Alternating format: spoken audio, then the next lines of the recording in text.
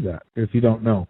My guest tonight, as I said, Marshall Masters, an incurable optimist at heart. Marshall is in it for the species. His mission is to help others become self-informed about future catastrophic threats. He also believes that men and women must face the next global catastrophe as co-equals and advocates, a service to others approach to survival. Marshall's secular interest in surviving global catastrophes is the result of several milestone experiences in his life. From 1984 to 1988, Marshall worked as a science and technology features producer for the cable news network CNN and the Texas cable network TNN. In 1989, Marshall moved to San Francisco to pursue a career in informational technology as a freelance technical writer. 2 months later, the Loma Prieta earthquake rocked the entire Bay Area during the World Series, and as a result, I think he's been really looking into this Planet X thing, and he has definitely done some serious research on this, and he's been getting the word out about it, and tonight he'll get the word out about it here. In his website, www.marshallmasters.com. You can also check out his video at www.twosunsinthesky.com and any other websites he might suggest tonight. So let me get him. He's going to be joining me here on Skype. So I'm going to go ahead and get him connected with us here. So hang on for a moment. Be patient, and I'll find him. I got so many people on my list. Okay, here we go. All right, so everybody please welcome Marshall Masters back to Late Night in the Midlands as soon as he picks up.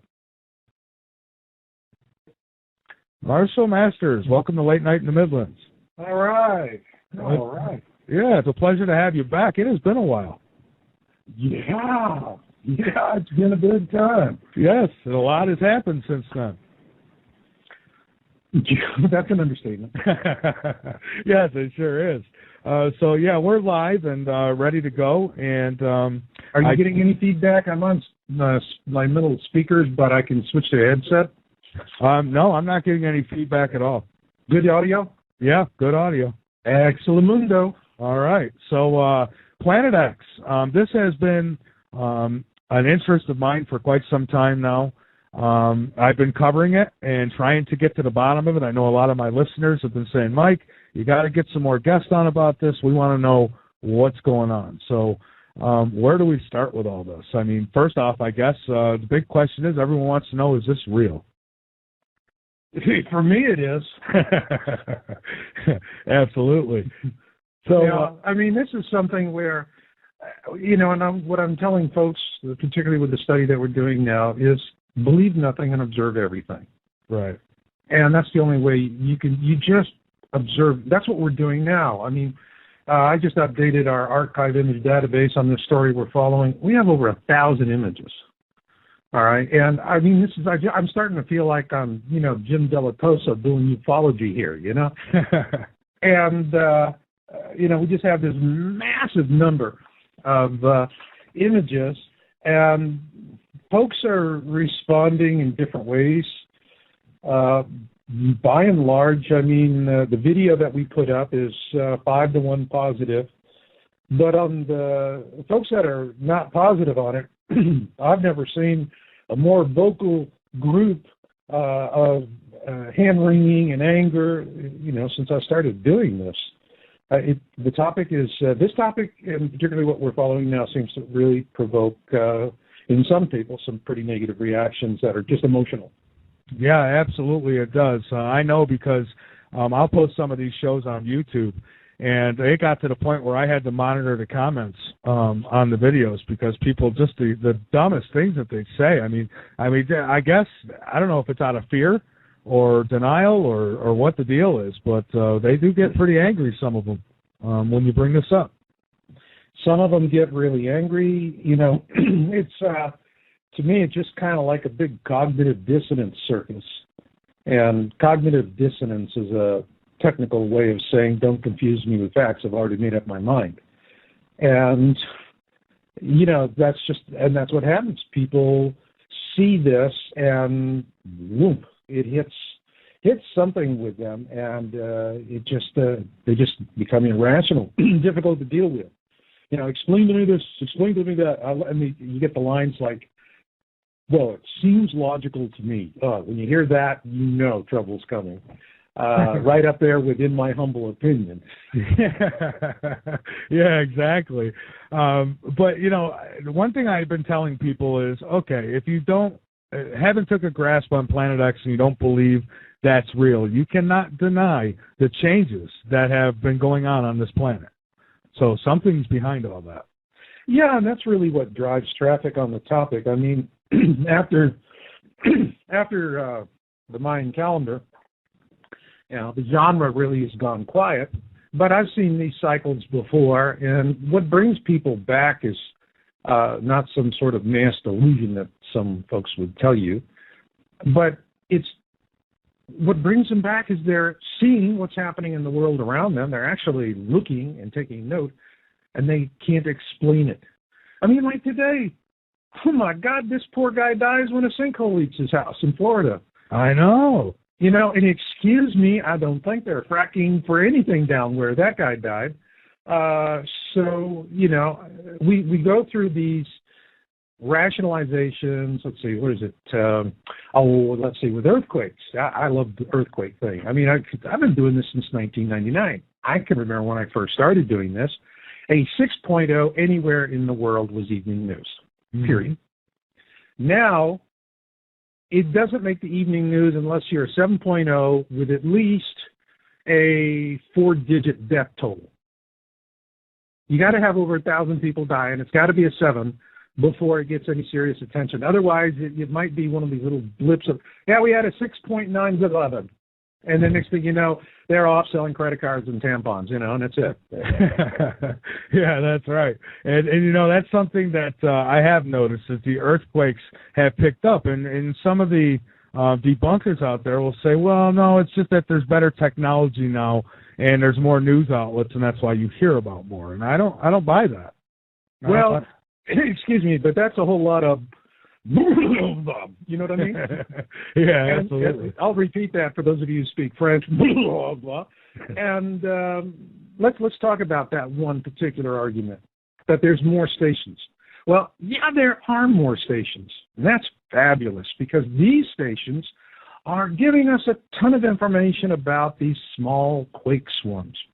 See, the point here, and what they don't tell you on television when they hand this load of bull to you, is that any one station on the planet can monitor any 6.0 anywhere on the planet. Okay? So, and those are the quakes we're really worried about. This, the 6.0 and above. Like the ones that are kind of happening most every day now. Yeah, I have a tracker a little app that I put on my website, and I go through it about every day. I mean, here it has a 5.1 in Santa Cruz Islands, and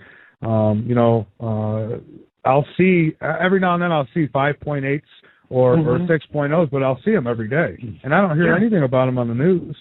That's right. And then they come on and they say we have more reporting stations, and when they do that, I just remember that great line from Jeff Foxworthy. Here's your stupid sign. Yeah. I mean, when I hear that one, I go, here's your stupid sign. You want to buy that, go ahead and buy it. All right. Because the fact is, only one station is necessary to monitor the entire planet for 6.0 and above. So it's all the microswarms. But that's important too, because we have been watching these swarming activities, particularly in the Canary Islands. We saw with Haro, which is in the archipelago south of La Cumbre de Vija, that the volcano that we're worried about, that if that goes, then it collapses the left flank of the island and sends a wall of water to the east. Haro, huge quake swarming activity, and the entire island is lifted by all of this magma activity. And I mean, it was really scaring the heck out of people.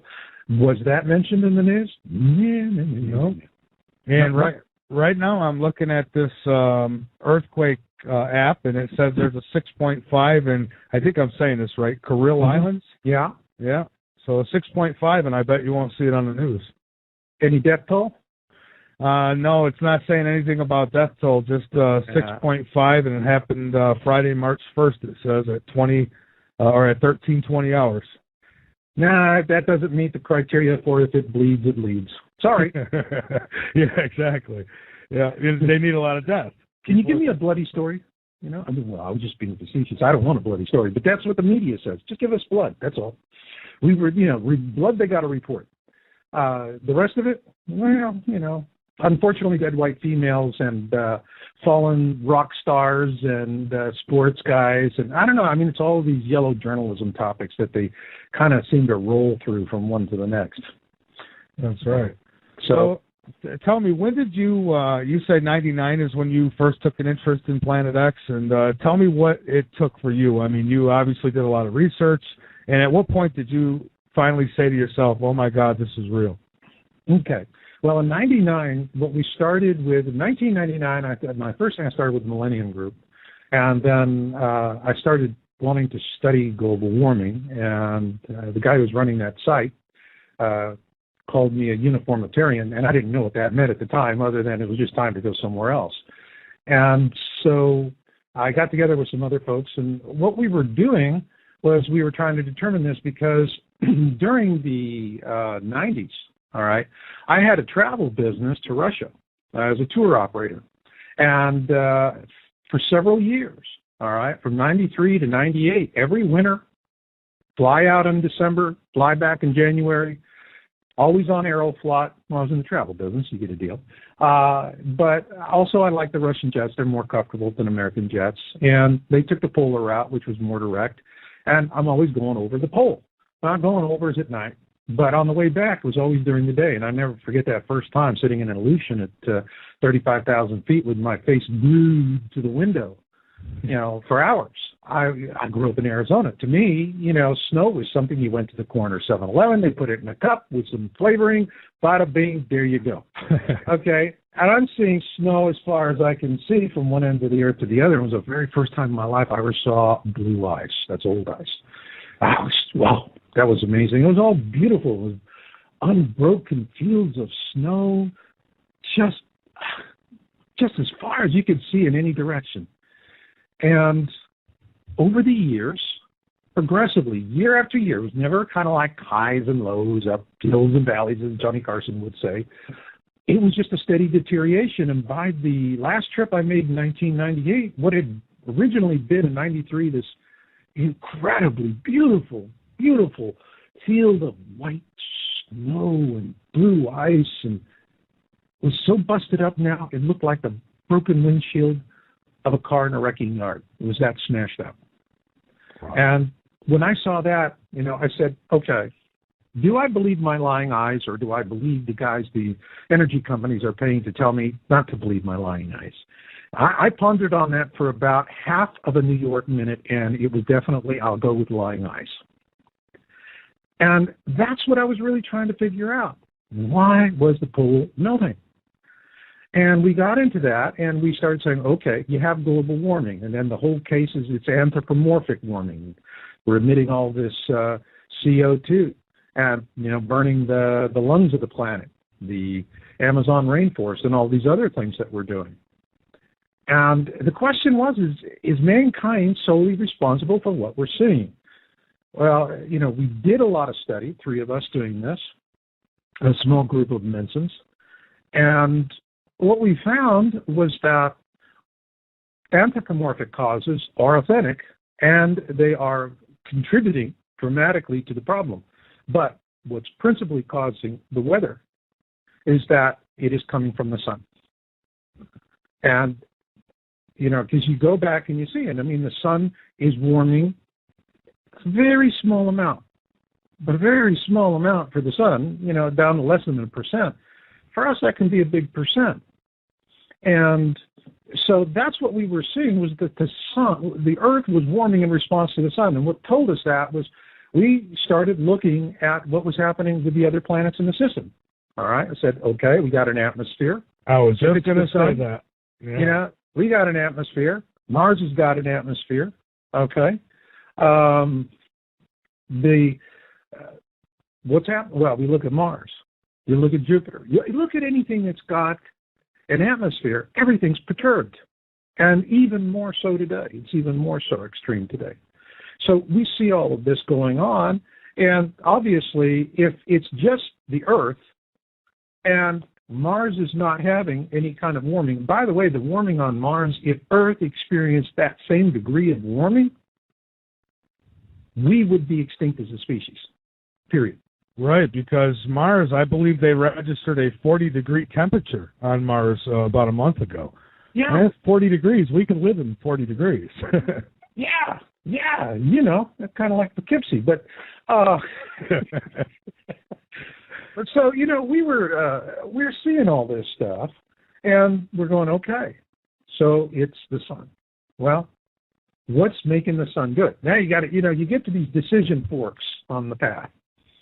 Next decision fork on the path is this natural variability of the sun, all right, or is the sun responding to an interloper?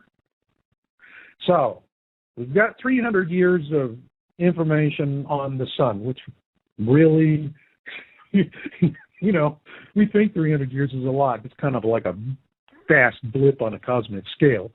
I mean, our whole species on a cosmic scale fits somewhere very nicely between tick and tock somewhere. Yeah. And so we're seeing this and we're going, all right, we've worked through this. The sun this is not natural variability because the warming trend started after War II, okay? And that's when the data took us back, was after War II. Well, next thing is, if it is obviously the sun, and this is not natural variability, then it is a perturber. That brought us to the next decision fork. If it is a perturber, the perturber is going to be one of two things. It's going to be a rogue, which means it flies into the system and flies out of the system, and thank you, it's gone, let it be a grief for someone else. Or it's a captive, which means it's in orbit around the sun. If it's in orbit around the sun, it's kind of like in-laws coming to visit, you know? And you just can't stop it. So this was just something where we determined that it was in an orbit around the sun because we went to look for historical accounts. And yes, I mean, there's Zachariah Sitchin, but we didn't want to be pigeonholed as Sitchinites, all right? What we were looking for was something that would say essentially the same thing, but not Sitchin, which we found that. And the more you get into it, actually, there's vast amounts of folklore all across the planet on this subject. So there are many ancient races that have talked about it, many different names. You know, the early Egyptians and the Hebrews call it the destroyer. And depending on which translation of the Bible you're reading, it'll say destroyer, particularly if it's the newer translations, because they go more to the etymology of the word. There is clearly this pattern that is going on. And we're still, you know, we're following it. And what we're following right now is we have a feed that we're monitoring. And this, by the way, is something everybody can do. And I'm really excited about this feed from the standpoint that everybody can do it. If you go to my website, yowusa.com, or you can go to twosunsinthesky.com, you get there, you can navigate to it. I got the links. There's a link for the webcam in Costa Rica, and also there's a link for weather conditions for that webcam. And what I would tell you is that check that first if you're planning to do some viewing and if relative humidity is over 85%, you're probably going to have a sketchy day. So you want to have that, you know, the lower the relative humidity, the better the viewing is going to be. But still the same. It's like living in Northern California. You don't like the weather, wait 10 minutes. Yeah, because I've gone over there a couple times to look, and both times I've lucked out, you know, hurry-up looks, but it was kind of cloudy or foggy, so I wasn't able to see good. Mm-hmm. Yeah. Well, you know, I've had days where I've been able to sit and watch it, and this is the one thing when I talk to debunkers, and, you know, they go with this shoot from the hip nonsense. Well, it's Venus. Really? It's the moon. Really? It's a lens flare. Really? It's a defect in the lens of the camera. Really? And at that point, I proceed to whip them like a rented mule. Because I got data, baby. I got the data. I got over 1,000 images and videos on the site, and my subscribers can download. We're archiving all of this stuff. And so when we get a question, so it's not like sitting there and pondering the imponderables, which folks love to do that.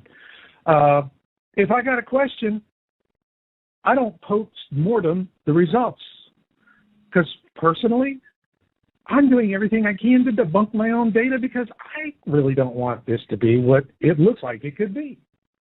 Because if that's the case, yeah, it's the end of life as we know it. Not the end of us, but the end of life as we know it. So we've been following this thing. I call this object Bluebonnet because it's what it looks like. I have a video up. It's 15 minutes. And 9 times out of 10, when people ask me questions, or more specifically, when I get emails, 9 times out of 10 when they say, it's this or that, and I go, well, thank you, now I know you didn't watch the video. Yeah. Because all of the technical explanations as to what you're seeing is in the second half of the video. They never go that far.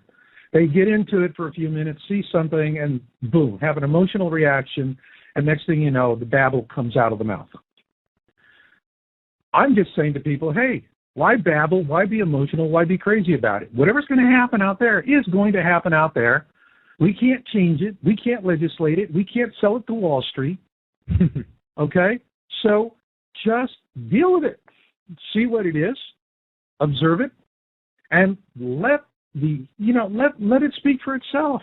The image will speak for itself. It will tell, it's going to show you what it is or what it's not. And,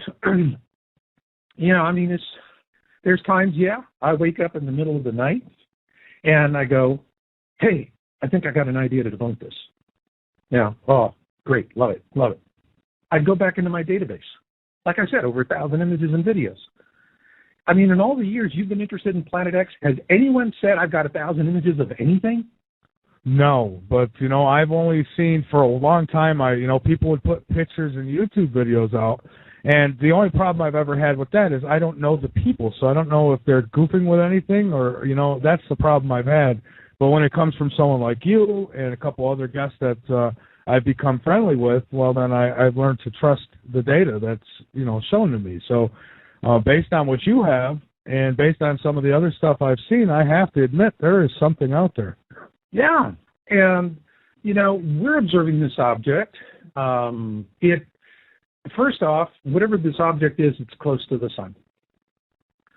And if it's close to the sun, your viewing times are going to be before sunrise, before sunset, that twilight time. And that's when this thing pops up in the afternoon. So we're viewing in the afternoons. We've seen it appear as on some days as early as 2 o'clock Central Standard. CST is the time zone for there. But mostly we view it between 3:30 and 5 o'clock. And we actually are doing dual track observations, and we started doing that from the very beginning. Barbara Townsend, who is the chief administrator for the Planet X Town Hall, has been doing a superhuman job. Just amazing. This woman, she's a grandmother, okay? And she is on this thing like, a tick in a hound dog's ear. And she's the one who's put together this archive of over 1,000 images in 2 months' time. Stunning amount of work. All of it's very excellent. And whenever we have questions, we go in. So, like I was telling you, I said, okay, I had that idea in the middle of the night. How can I debunk this thing? Yippee. Well, the idea that I had, this was a couple of days ago, was Terminator. All right? Not like in the I'll be back Terminator. The Terminator is, when you look at the moon always has a terminator except for when you have a full moon. Otherwise, you see a lit side of the moon and a dark side of the moon. And the line that goes between them, that's the terminator. The terminator is the line between light and dark. Mm-hmm. And this object clearly has a terminator. That was the first thing I saw about it in January when it came to my attention. All right. Actually, I first heard about it in December. But it was January before I really had the first look at it. The guy that reported it to me, the first report that came in from, he's going, I think I found it. And I looked at it and I go, no, It's the moon. Moonrise. Go check the moonrise tables. It'll do you wonders. And because moonrise for this volcano in Costa Rica is in the mornings. All right. So yeah, we have wonderful images of the moon at about 6 o'clock in the morning in the month of January, whereas everything we have on Bluebonnet is late in the afternoon. And then, there's the folks that go on about it's Venus. All right.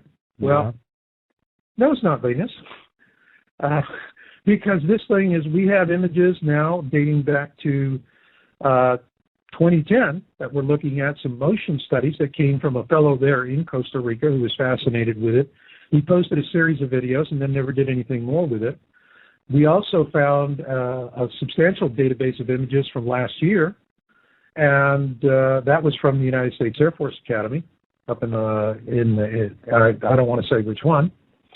By the way, interestingly enough, as researchers, when we do get lucky, it tends to be on military sites. Civilian sites are really heavily groomed. Yeah. So we've got like 76 images of the thing, all, from last year, from April through to December. And what we clearly see is the object is below the ecliptic. Whereas the stuff we're tracking now, the object is above the ecliptic. Well, Venus orbits close to the ecliptic. It has a little bit of inclination in its orbit, but we're not talking about like this object, which is steeply inclined, all right? 60, 70, 80%. Not a few percent, but it's very substantial. And so when we're using sky programs, it's very easy to determine that. The problem for people on the internet is most of them that are responding to this, we find not too many people do astronomy these days. You would think there's a lot more of it, but there's not as much as you think because we live in big cities with lots of televisions, distractions, and tons of light pollution. Right. And so these folks they're not used to it. To them, the ecliptic is the horizon that they see when they look out their picture window. All right? No, that's not the ecliptic, the plane of the system. And the ecliptic, very simply, imagine a dot in the center of the sun, draw a concentric circle all the way out to the 12 constellations of the zodiac. Bada bing, there's your ecliptic. All right, the plane of the system. And all of our planets, known planets, are orbiting on or near the ecliptic. Nice predictable patterns. So when you look at them on Starry Night, it gives you a plot, you're seeing them moving in a very predictable pattern. This thing is completely off to one side or the other. And the other thing that's difficult about the ecliptic is that people don't understand from the volcano point of view, from where that camera is, our planet is tilted, it wobbles, and so the ecliptic, the view of the ecliptic, is always moving, kind of like windshield wiper on the car, that kind of an angle, all right? Mm-hmm. So it's moving back and forth, depending on what day, what time of day you're looking at it, what the view, Starry Night does a nice job of giving that to you so you can see how things are moving naturally. This object cuts across the grain. Now, Venus, Mercury, Mars, Earth, we do not cut across the grain. This object does. Also, with the Terminator, getting back to that brainstorming session I had the other night, because I really do want to just say to everybody, we got a punchline, folks, and the laugh's on us, okay? Yeah, so do I. Yeah, that's what I want. It's like, man, I'm not some religious whack job that needs to, you're all going to die, and I was right. It's like, excuse me, this is not a left behind issue. I'm looking at this and I'm going, well, now, if this is a reflection, as so many people are saying, because they look at it and they see the object will be the left side of the Vulcan screen, and then it moves over to the right side. It's horizontally moving back and forth all over the place. Now, the people who don't understand what the ecliptic is, well, that just looks like it's a reflection. It's a weird thing. But no, I put it up in Starry Night. I plug that time in exactly, and I look at it, and yeah, this object is exactly where it should be. Okay? It's moving exactly as it should as a natural object. But again, getting back to that day side, night side. Now, if it's below the ecliptic, coming to the ecliptic, and then going above the ecliptic, then if the daylight side of that object was fixed. It's always, say, the right side of the object or the left side of the object. And it doesn't matter when you see it. The daylight side is always on the same side. Don't matter where it is in relationship to the sun. Oh, that would have been it. Home free. Aha. I got the punchline. Shut it down. We're good to go out of here. All right? No. No. Stupid me, I did that late at night before going to sleep. You know, you don't do bad news before you go to sleep. And it is not what I call a sleep aid. That's why I stay up so late. Oh, all right, you understand. And so this thing just driving me nuts, and I'm looking at it, and I'm going through it. I'm, you know, like I said, 1,000 images. Okay, I'm going to find this, and I'm going to find this, and I'm going to find for this month, and I'm going to find for this, and this, and this, and this. Now, no matter where this object is, when it's moving through the sky, the daylight side is always correctly facing towards the sun, whether it's below it, on the ecliptic, or above the ecliptic. Matter of fact, if it was on the ecliptic, it didn't have a terminator. It was like a full moon. The face was fully lit. So we start from where the daylight side, when I first see it, is on the upper right-hand side of the object because it's below the sun. And now we see it on the upper left-hand side when it's above the ecliptic in relationship to the sun. So that's the problem we have with this, is that everything comes back to, hey, this is how something natural is going to perform. I see. So, okay, Marshall, we are back, and I have a question here. Have you or any of your colleagues noticed any kind of difference in maybe a wobble to the Earth or the Moon caused by this, or maybe any of these objects, these planets or anything being out of place, or constellations being out of place because of Planet X? I've gotten reports about stuff like that. You know, that's a good question. I mean, that's one of the things that we're asking ourselves, because I use an old program, Starry Night. Well, it's not old. I mean, it's a great program. If you have a telescope with a motorized control mount, you can hook it up to your laptop with Starry Night, and just like they do in the big observatories in Haleakala and these other places, punch in your coordinates and boom, you can just take and put you right on what you want to see. And it gives you a tremendous view of the sky that's completely accurate and correct, as opposed to the kind of things that we see on the web, the little freebie tools that people use, which are just two-dimensional representations. They really can't see the depth of everything. But as I look at this and I look at the object, and first off, Blue Bonnet, I've seen a lot of observation images of Venus. And Venus and Blue Bonnet, this object as I call it, are similar, but this object we're tracking is actually brighter than anything I've seen in images taken. And also when people are taking images of Venus, they're going, well, I have certain times of the day and I get behind the building, so, you know, I deal with that sunlight because this object is close to the sun. And so it's something where you have, you know, a limited number of days to view it when it's possible. With this thing, I mean, it's there. It's there throughout the year. So when Venus is on the other side of the sun, this thing is there. It is visible, and it's brighter, but still the same. We're saying, well, if it is Venus, and it's not where the astronomy software is telling us it's supposed to be, what does that say? And that's part of this mystery, and that's the reason why, you know, I decided to do some interviews to go out and see if we can get somebody to do some corroboration here. There is another volcano, and it's very close to it, to Turrialba.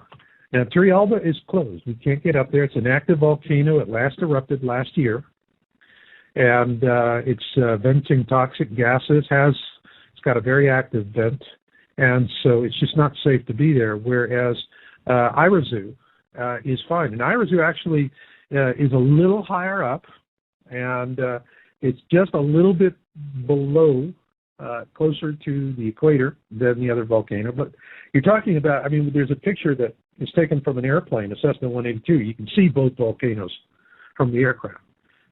So they're really fairly close. And what we're trying to do is see if there's anybody in Costa Rica or anyone that's going to go take a vacation down there, and they want to do something for a day to have a good laugh at the expense of some crazy Americans.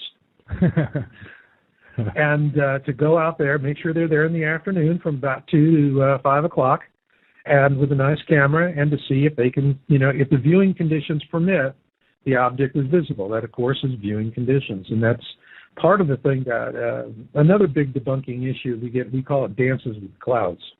Mm-hmm. And, I'll have somebody and they go, well, it's in front of the clouds, it's a reflection. Really? I got a gazillion pictures of it in front of the clouds, behind the clouds, obscured by the clouds, halfway obscured by the clouds.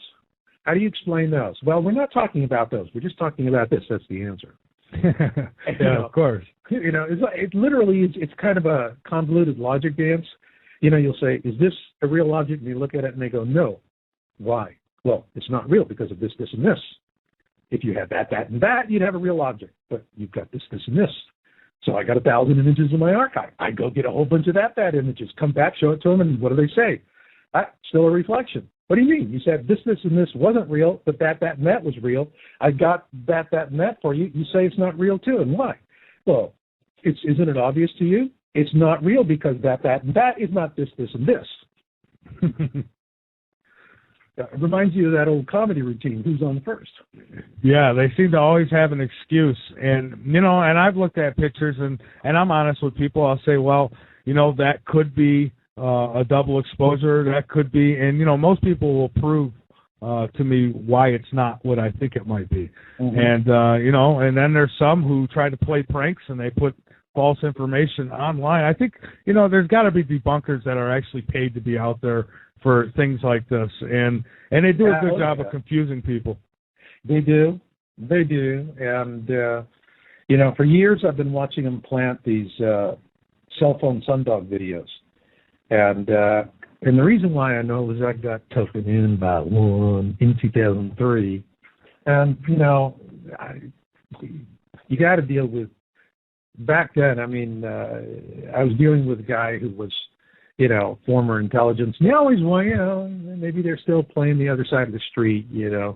You don't know how many sides of the street they're walking on. And he got me on this one, and and I was on coast, and I put my foot in my mouth, and God Almighty, if something don't piss you off, that's it. And ever since then, it's like the Irish say, first time shame on you, second time shame on me. Hey, George, I got that one right, W.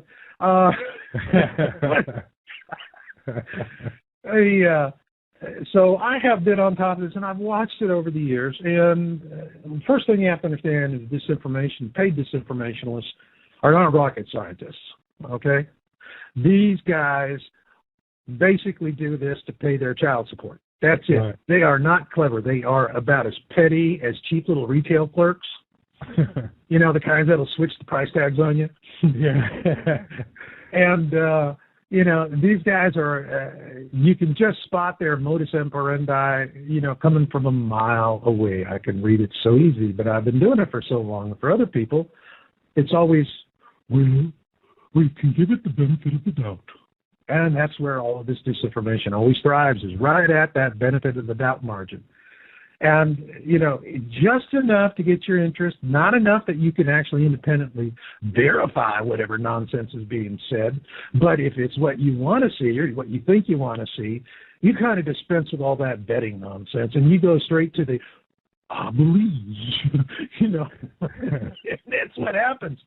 And I've been watching them do this for years, and I'm sorry, got to give the devil his due. They weren't particularly creative or smart. This stuff looks like, somebody's going down the freeway, sticks a cell phone out the window, does a wiggle, wiggle, wiggle on the sun and says, looky what I brought you, that nonsense. And, with these YouTube accounts that, were started 3 years ago, been dormant ever since, and they put up a couple of things they stole from somebody else, and then they never come back to it. And it's like, oh, really? That's a real person? But, we see that. We see the modus operandi. I see how to do it, and they have been eminently successful with it. Because That's the one thing I'm seeing that really is disappointing, is that they have instilled such a powerful knee-jerk reaction to this that it's not only affected people who don't understand what they're looking at in terms of the science of what they're seeing, all right? Mm-hmm. They have infected the people who understand the science of what they're seeing, too. And so it is the biggest case of cognitive dissonance I have ever seen. Cognitive dissonance is a technical explanation for don't confuse me with facts. I've already made up my mind. And I see this coming from people who have, the ability to look at this. And it's just, and I have to be honest with you, I mean, this is something where I have been seeing this coming for a long time. And so when, somebody's shooting from the hip, knocking with them like a rented mule, and I do. Not with anything personal. I just say, here, evidence. Respond to this. How visible is it from, say, Hawaii? Like, I have a friend who's in Hawaii, and he wants to know when would the best time be for him to try to see this thing from maybe Hawaii. I mean, that's Haleakala is. I was on Maui. I watched the sunrise on Haleakala, and up around 10,000 feet, and that's in my video. And so that's a good question. One of the things we first did was to say, okay, let's start looking around for folks that, for webcams that are on these other volcanoes. And actually, it's kind of a misnomer to say it's a webcam, because Vulcan is a high-definition outdoor surveillance camera, the kind of thing that you'd expect to see on a government building to see if, you're sneaking around and you're no good, all right? And, but this thing is, it's really sharp. People we're seeing it. We're watching this imagery coming along all the way. And I just can't get folks to sit down and watch it. That's the problem. If folks would just, and you can do it. You can do it just like we do now. Any question you've asked tonight, you could sit there yourself, and if you think Marshall is, blowing smoke, okay, so what? Get in line. But go watch it. Click the link and sit there and watch it for a couple of hours. And then do all your what-ifing. And if you still have what-ifs after that, watch it the next day. It's just there, day after day, weather conditions permitting. And I mentioned earlier, dances with clouds. Well, what people don't understand, and I got into a big fight with a caller about this on another show, because I asked him, I said, how much time have you spent actually watching all of the venting, the wispy smoke, the cloud banks, all of this? And he didn't want to answer that. He said, well, I know where you're going. I don't want to answer that. I wanted to talk about this. I said, no, you got to answer that first. And he wound up, he just went hysterical, started screaming. And we had to drop the call. But the thing here is, with all these dances with clouds theories, is that you don't understand what you're seeing unless you have a footing on it. I have that thanks to the fact that I watched the sunrise from 10,000 feet on the top of a volcano in Haleakala. And I watched it looking to the east. This object is to the west. And guess what? In the northern hemisphere, we couldn't find. If somebody else can, please let me know. We couldn't find anything that was pointed to the west. Volcano cameras, surveillance cameras, webcams, whether it's Haleakala, in Hawaii, Maui, the Big Island, I don't care. All right? It's either they're pointing the cameras right down into the volcano, at which point all you're going to see is rocks and smoke and some lava, or it's pointed out to the east, and this is not where this object is being observed.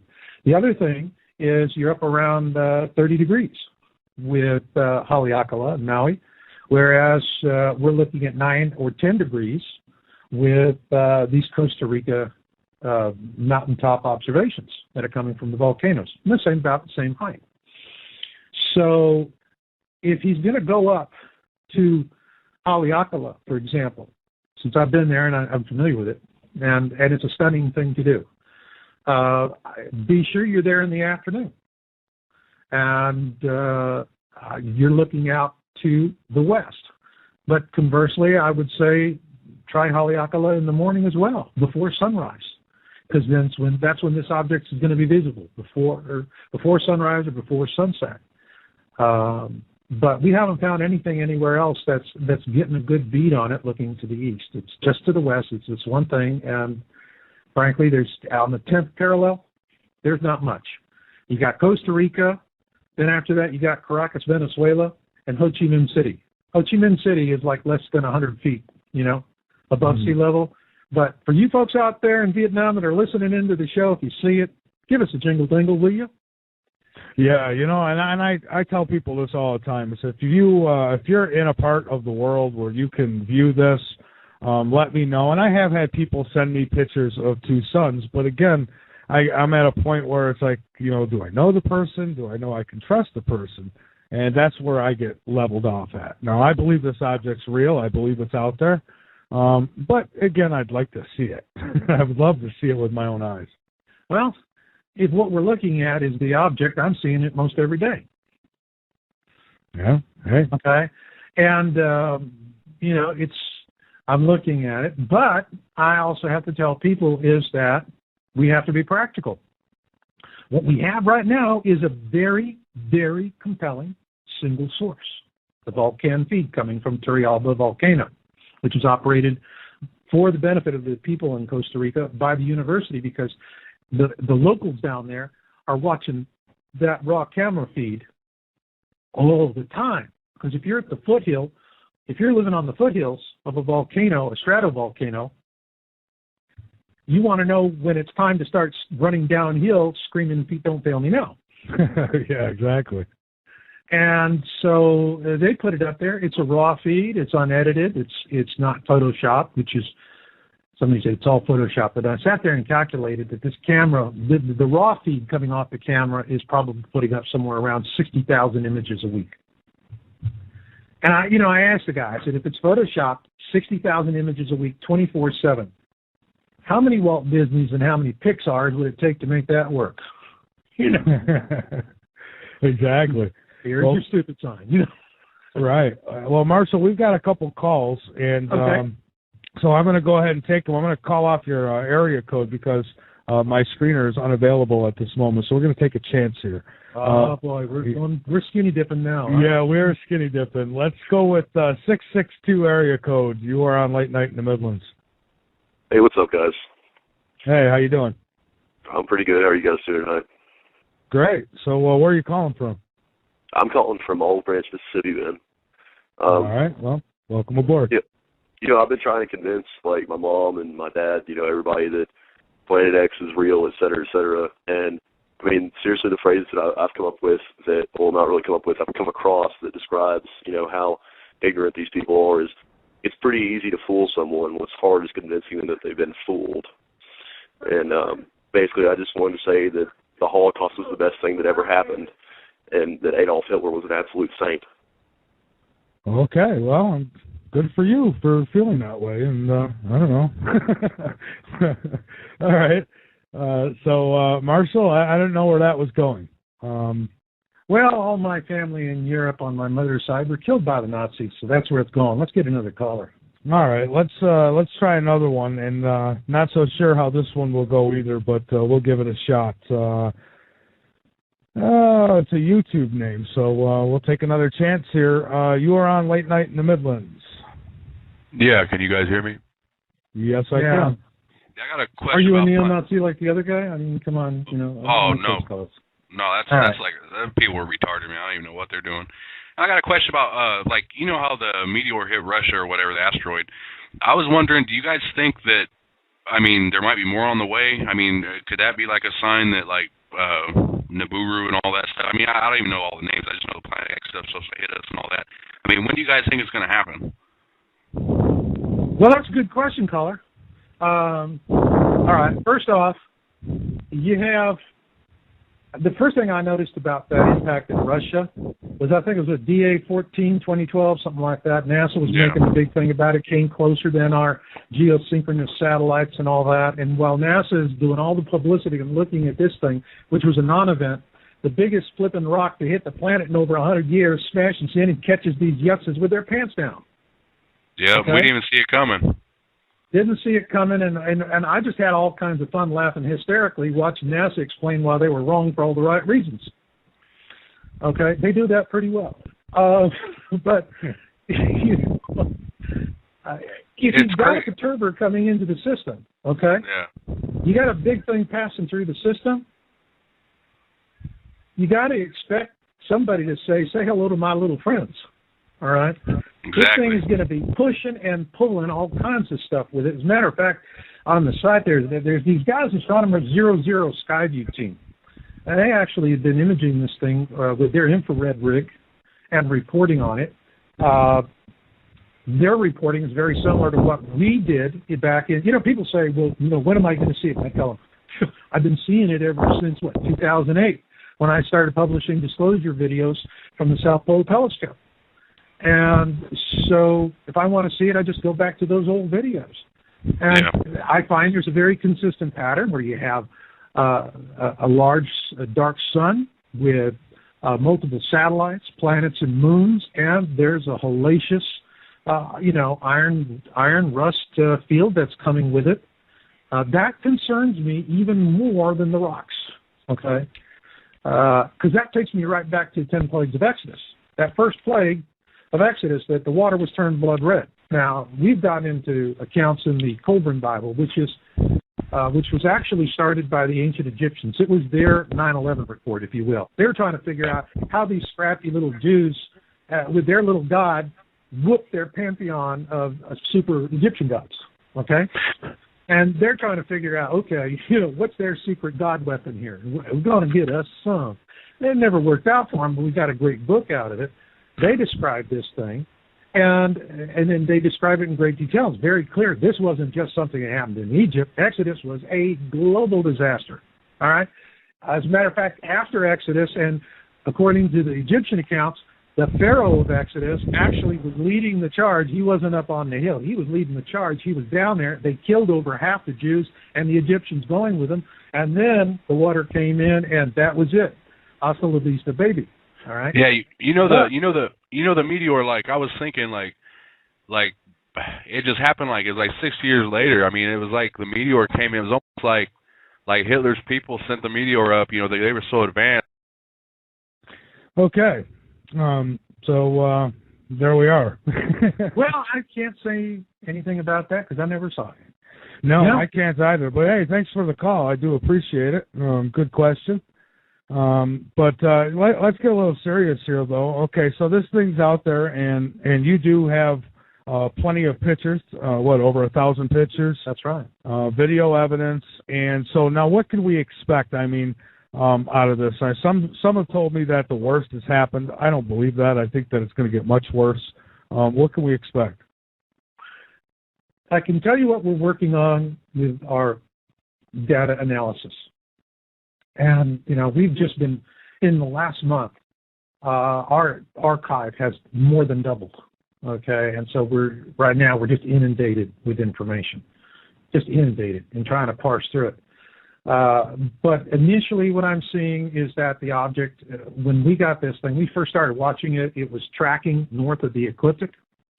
It's still north of the ecliptic, but it's no longer tracking northward. It appears to have hit its semi-major axis, and now it is arcing over, which means it's coming our way. Now, how this all works out in terms of location, that's the prime rule of real estate. It's going to depend on where we are in relationship to it and the sun when it's passing over and coming in through the core of the system. When that happens, it really gets rough. Now, what we're seeing is in the imagery, we are beginning to see an increasing brightness and increasing size in Blue Bunny. It's getting bigger, it's getting brighter, and it's arcing in its orbit. So that would mean if this is an object of concern and we don't have any other source of corroboration to tell us it's more than an object of interest, then I would assume that later this year, where it's going to start becoming more visible, and towards the end of the year, I'd say, after about the midpoint of the year, it would become naked eye visible. Once it's naked eye visible, of course, then there'll be an announcement. there's everybody. One of the things, oh, God, I've got about, let's see, how many emails? 10,000, 20,000, 30,000, whatever. Everybody's telling me about Jim McCaney, all right, because McCaney is reporting that at Project Wormwood, they're busy as bees with a whole bunch of government astronomers and military astronomers, and they're busy working on something and not saying anything to anybody. Now, for those of you who don't know about Project Wormwood is the Learmonth Observatory in the northwest tip of Australia. It is their job is to look for near-Earth objects that are presenting a threat to the planet. It's an infrared astronomy, which is the smart way to do this kind of work. And so if they're there and they're observing it, then that tells me, we might have an announcement. We might not. I mean, I don't expect the government to tell us anything until it's absolutely too late to do anything about it. This is Titanic rules, okay? First class gets the boat, steerage goes down with the ship. We're steerage. And what you do with steerage is there's a simple rule. The first to die are usually the last to know. Look at the movie 2012.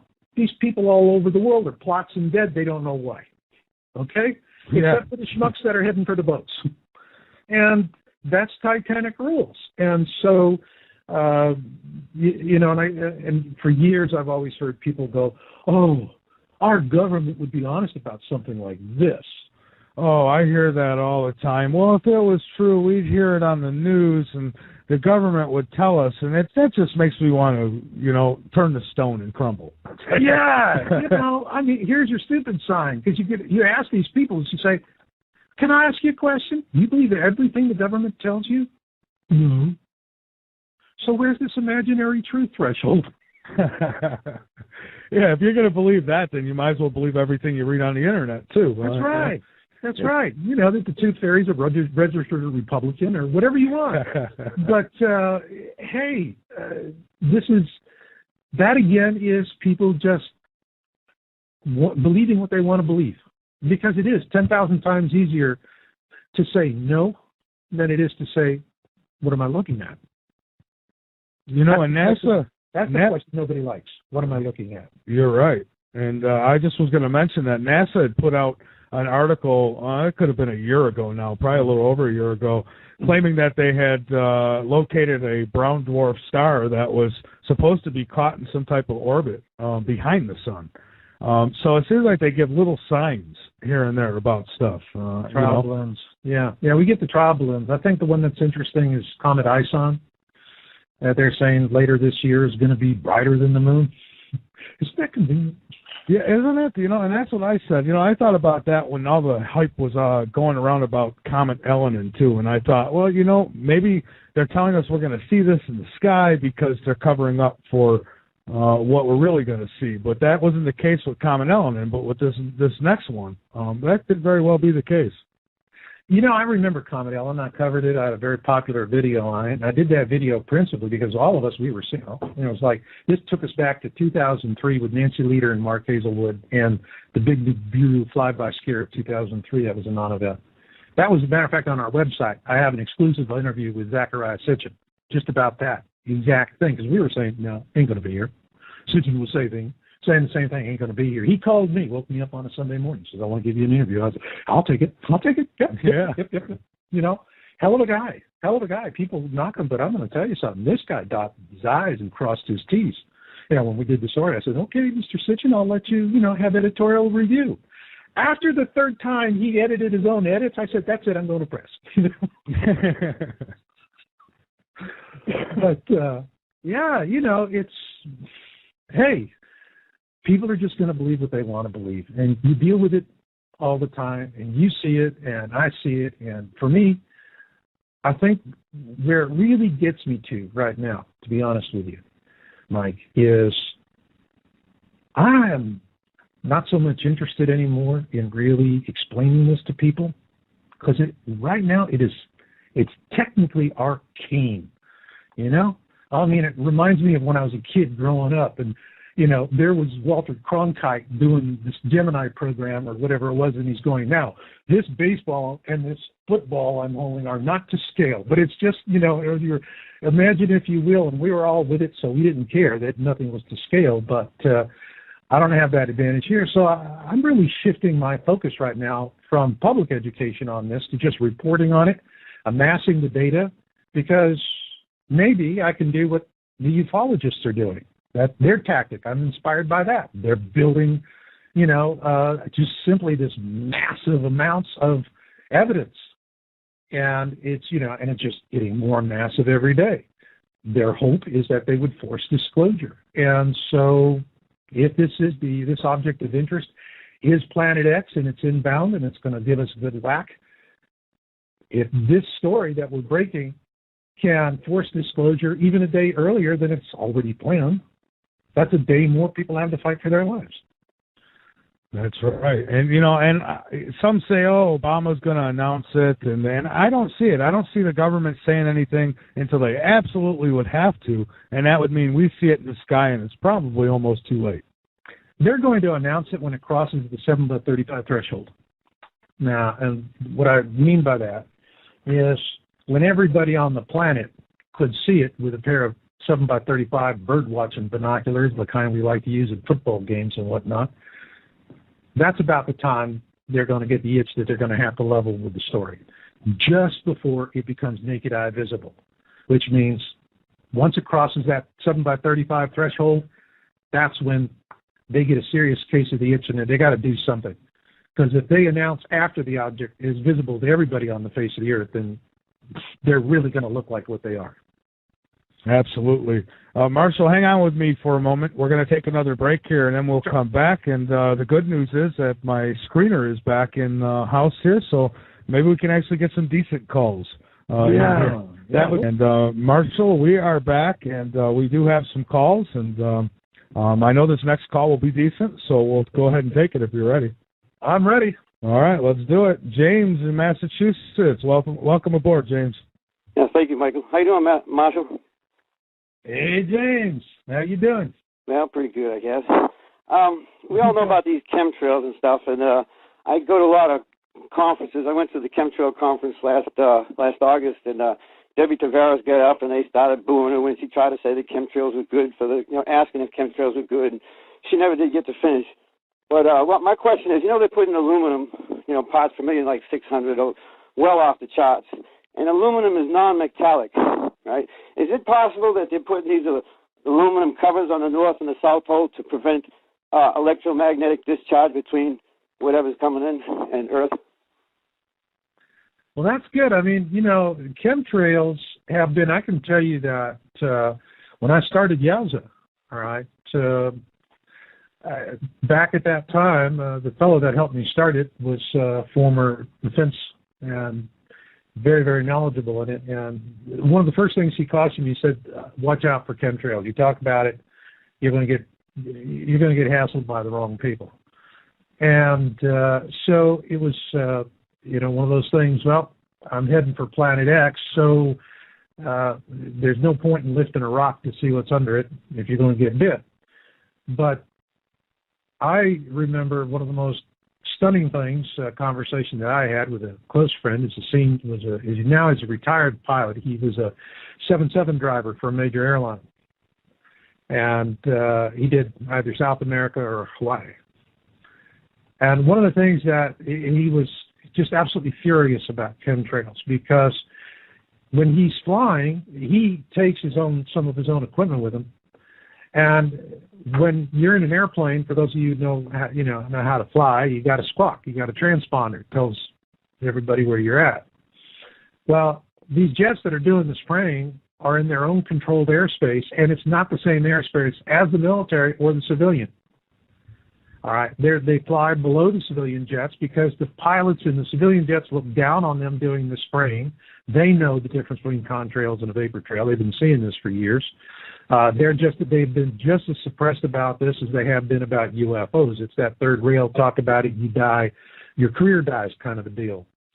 But he was furious because he said they're up there And they don't squawk. Their transponders simply are not on any of the frequencies that the civilian or military are going to use, which means they're under their own control, and who knows where they're being controlled. And there's a lot of theories as to what they're doing. I think part of what's happening with chemtrails, it's not one thing, but it's multiple of things. I think one of the principal reasons why they're doing it is to offset the increased sunlight that's coming in from a more active sun. And so it's a form of weather modification. But also what we have found with the chemtrails is, and the health effects of these things are just awful. And I feel so sorry for people who live in communities that are really getting hammered, like especially over Los Angeles. They're always seeing chemtrails. And like as if they got enough clean air as it is. So this is just terrible stuff that people are pulling into their lungs. It is a real nasty third-rail topic for media, for pilots, for anyone who's seeing what's going on. It is, you report it, that's it. You're living under a bridge, buckaroo. But the other thing, too, is we find is that it creates a visibility problem, that the reports that we're getting that we find are the best reports are from above the clouds, okay? So we had reports from last year. We had reports from folks who were flying on civilian jets in Japan, another one in Australia. They actually saw two suns in the sky, and they took smartphone images to do that, to substantiate their sighting. But it would have been, if you're down below the clouds, you're down below 10,000 feet. This stuff makes it real hard to see what's happening out there. It really cuts down on visibility. I think in terms of the effect of chemtrails on visibility, it's almost like, when you're taking a shower and maybe you got a glass shower stall and you kind of see through a fuzzy, one of those things. And it does that. So there's a huge story on this, and it does concerns me deeply, concerns for a number of different reasons. But why are they operating in their own reserved airspace? Why are they dumping this stuff on us that is having all these harmful health effects? There's no upside to this story, my friend. I fly a lot, and I wear my, Who's Spraying the Sky shirt every time I fly. And as I leave Good for you! As I leave the plane, I tell the pilot, I say, nice flight, except when we hit the chemtrails and it threw us all over the plane. And they kind of get a laugh out of it, so, pretty neat. But I got one other thing. Is it a nervous laugh? Is it a nervous laugh? Just stare at me. Don't even, want to acknowledge it. Just, kind of blank stare. Hey, Fred, it's one of them again. TSA will make friends with you. Oh, yeah. Let's have a cup of coffee. About 7 years ago, I noticed that I was getting a lot of static electricity at certain times of the year, and then I started to hunt it down. And about 5 years ago, I realized at the times that it was happening. And when it happens is right around 2 weeks during the summer and the winter solstices, just those 2 weeks. And building up to 2011, the guys at work didn't want to go near me because every time I would touch something, there was sparks coming off the end of my finger. And I thought that 2012 was going to be like, what's his name says, it's going to be a doozy, and, I'd be zapped to hell. And I didn't get nothing. As a matter of fact, in 2012, the first solstice, I had no static electricity. The end of the year, it was late. It was actually 2 weeks late. Instead of getting it around December 21st, I got it just right around the first of the year, and it lasted 2 weeks afterwards. Is something going on with the static electricity or something from the chemtrails or whatever, or Nibiru?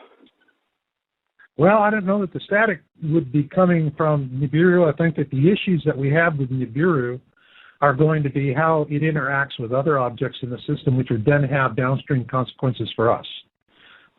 So it is not a direct threat. When I hear somebody on the radio say, well, this is going to hit our... And here's a good indication of disinformation, because when you do see mainstream report it, they always say the same thing. They're predicting Planet X is going to smash into Earth, okay? I'm going, what do you guys got, melancholia on an infinite loop or something?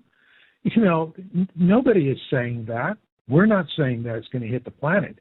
But it's going to drag around a lot of problems. And the sun is going to be interactive with it. I have to tell you, I did a series. I published a book called Jesus in the Third Temple. And it's an excellent look at Christian eschatology, which is the study of end times. And as the more I got into it, the more I began to realize I don't care what I'm saying about the worst that could happen. I look like Mary Poppins compared with the New Testament. Okay? And the New Testament's telling you, what is it saying? We're going to get roasted. The sun is, I think, 7 times hotter than usual? And so the more I study that, the more I begin to wonder if the New Testament really wasn't a Nibiru flyby preparatory from 2,000 years, that, to get that knowledge embedded, that people would look and see what's happening and to be aware of the world around them. And I see that. And I also see, a lot of people think, they say, well, December 21, 2012 was a stupid non-event and we were all idiots. And no, it didn't play that way. I remember that day because Drudge had a couple of links up to there to a couple of guys going, yeah, yeah, yeah, yeah, and he took them down within a few hours. All right? Because December 21, 2012 did exactly what that prophecy was supposed to do.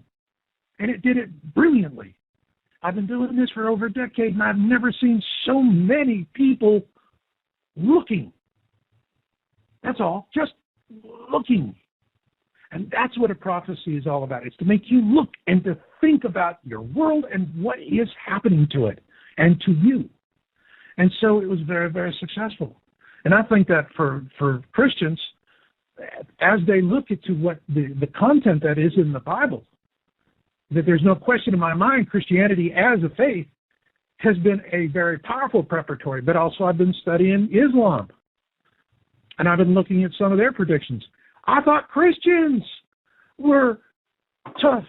I thought the Christians were really dire. I thought they were bleak. Oh, my God, you ought to see what Islam says about all this stuff. It'd flip your brain out. With Christianity, there's a chance you can survive. With Islam, it's like, well, if you're an infidel, that's it. Forget about it.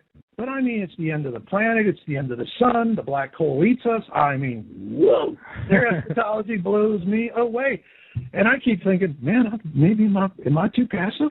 But, this is the way it is. And there's so much as we study it and we find correlations between information in the Bible. And I'm not looking at it as a person, as a believer, as a religious person who's saying that this is a matter of faith.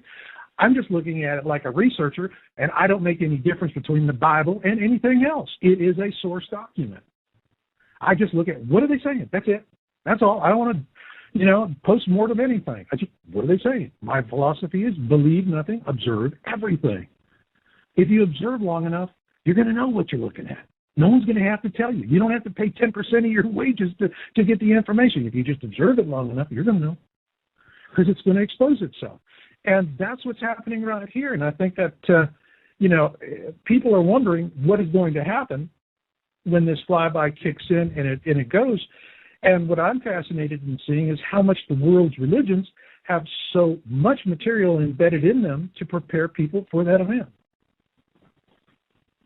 I see. Hey, Marshall, I just want to interrupt quickly. There's a guy in the chat room who claims that all this came from Zachariah Stitchin, and I'm trying to explain. He claims he's done his research, but the more I get into it, I can see that he hasn't. And this actually goes back into ancient texts, does it not? It goes back into ancient texts, but what people don't understand from an American standpoint, it's like, as a Planet X researcher, okay, this didn't start with me, didn't start with you, okay?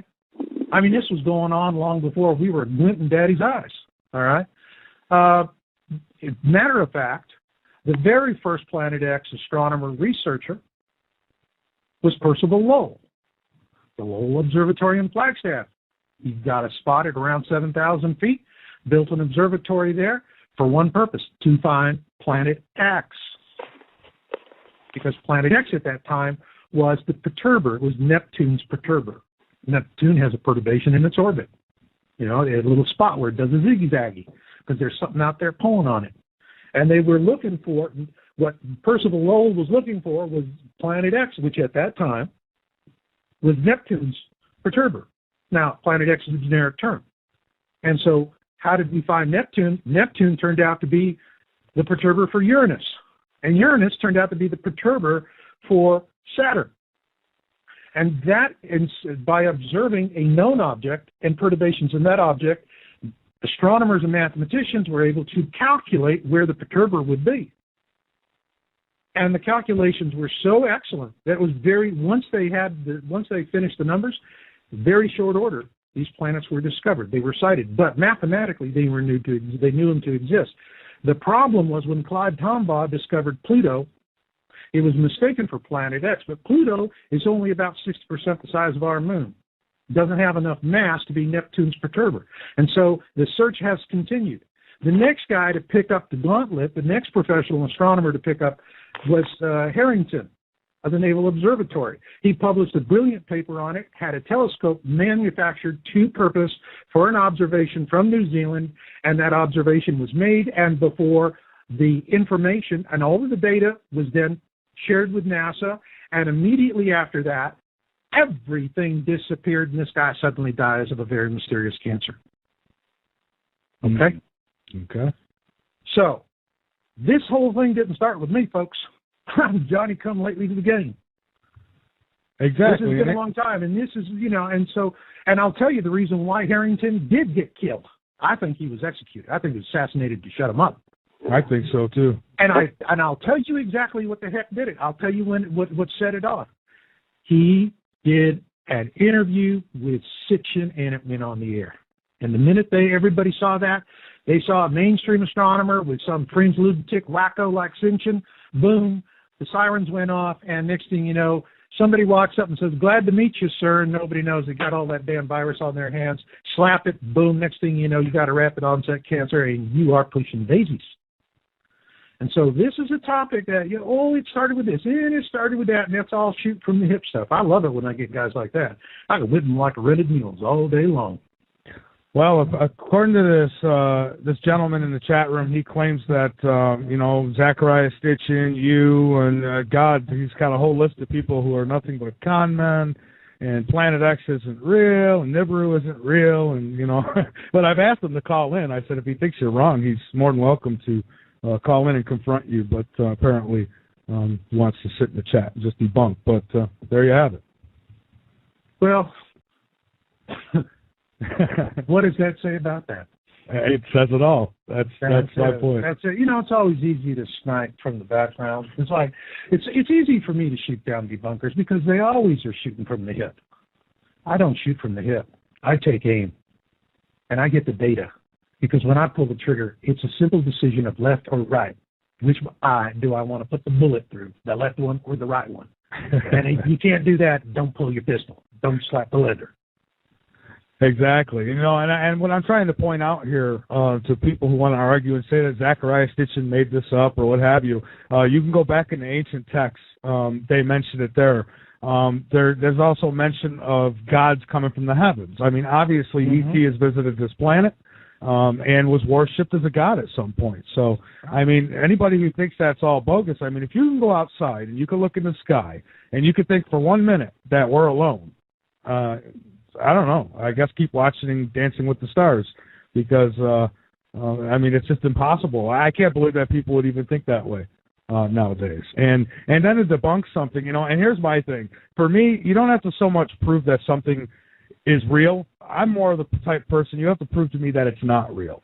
And, I'm not getting any proof that way, So, again, if you don't agree, you're welcome to call in, as long as you keep it respectful and family-oriented. That is, keep your, foul language out of it. And, you're welcome to call in and debate it. But, the fact is, Marshall, you've got thousands of pictures, and that's like even with UFOs. If just out of the millions of people who have reported them, if just one of those are real, and I know one of them is because I'm one of the people who have seen a UFO, then that's all we need. I mean, that proves it. So that's right. Yeah. And I mean, it's like, and what's the government telling us? Hey, it's smoke gas. You know, that's what they're telling us. I mean, it's like, we're not that stupid, okay? We're just not that stupid. Lincoln said, hey, you can fool all the people all the time. You can't fool all, or some of the time, you can't fool them all the time. And that's the case here. And so it is, you know, first and foremost, you look at it and you search for the truth that resonates within you. And truth resonates within you when you alone, put it there, okay? But the process of putting a truth that resonates into your own self, into your own consciousness, is something where if it's nonsense, it won't get there.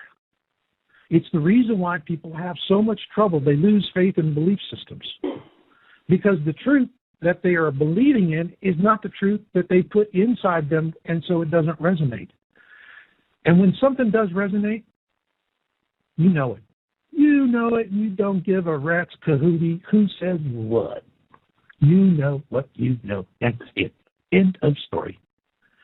And when you have that, then you're good. Now, you know, it's like, so that one other caller, was his family was critical and all of that, you know, and then I have a video, 5 Stages of Catastrophe. It really helps people to explain that.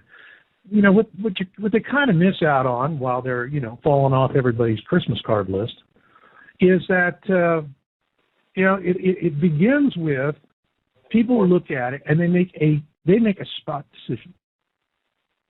And that spot decision is, I think I know where this is going, and I'm not going to go there. And that's it. They just shut it down right there. Boom. And they'll say whatever, do whatever, humiliate whatever to make sure that they can just move on away from it and skirt the topic. And that's 9 out of 10, even more. No, sure. Then you got the handful that look at it and they ask the deadly question, what am I looking at? What am I looking at? In other words, what am I observing? And the minute you have the integrity and the guts to ask that question and to get the answer in a way that resonates within you, you have begun a very powerful journey of truth. Until then, you're nonsense. And that's all there is to it. That's right. I couldn't agree more. Hey, James, you got anything else that you wanted to add? I'm sorry. I just kind of talked right over you. Nothing other than I'm actually relearning all this because when I was in my last year of high school, I had actually the top Mason in town was my teacher, and he had us read all these books about this and told us that it would be coming around in our lifetime. So I'm actually relearning all of this. Thanks a lot, Michael. Thank you, Marshall. Good night.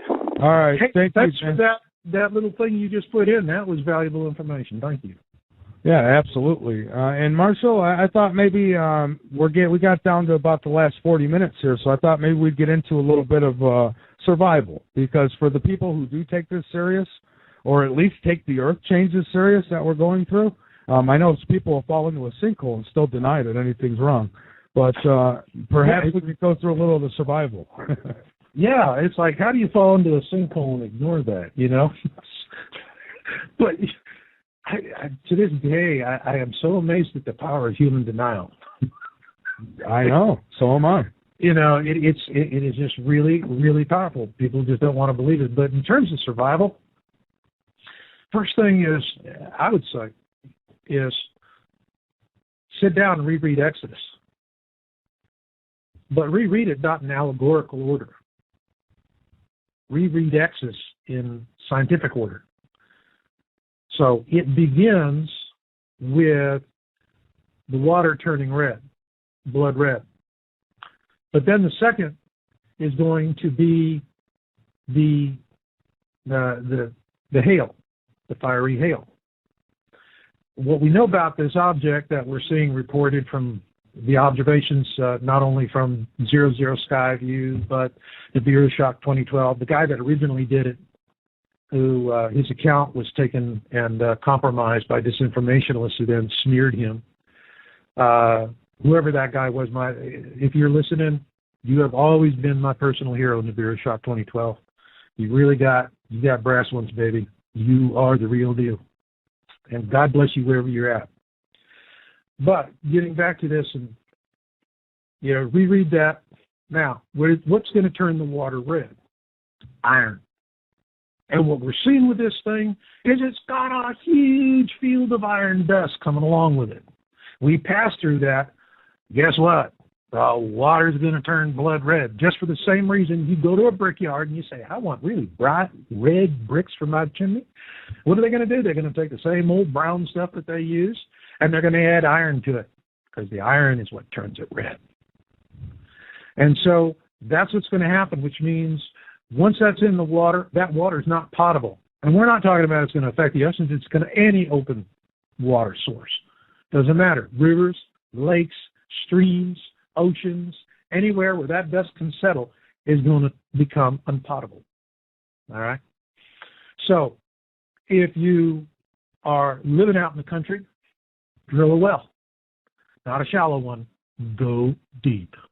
Get down for that artesian water, because you're going to want to have water. When everybody else is having a hard time, you're going to want to find a water source, because cleaning up the iron, cleaning up that water, is just to have enough to drink is going to be pretty tough. Mm-hmm. Okay. Now, the next thing is that you've got the fiery hail. All right. We're going to have, we're starting to see bolides. We're starting to see meteorites. Stuff's falling on the planet. Always does. All right. We're just seeing more of the big chunks. All right. And so what you need to be mindful of with that is that these things are going to be creating all kinds of havoc. And you're going to need to be in a situation where you can get some dirt over your head for that reason, but for another big reason. The sun is going to be a lot more active. All right.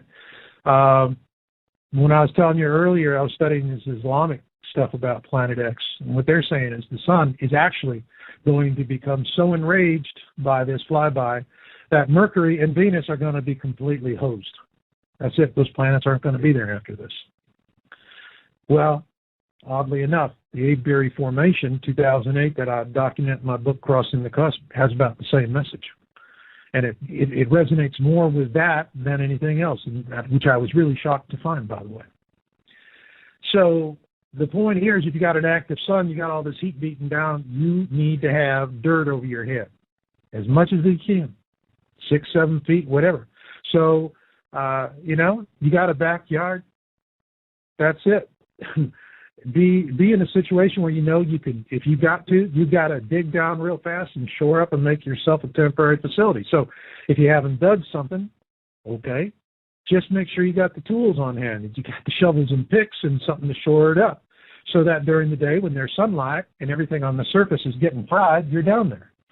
Now, that's also going to be a real hard thing for animals, and what people don't understand. The Mayans tell us that when this thing happens, the animals go crazy, and they start attacking us. Well, what would cause that? Well, if you got animals that are completely exposed, what's happening? They can't drink. Their food sources are dying. They're being roasted by the sun during the day. They're half blind. They're getting burned. I mean, they're not in a good place.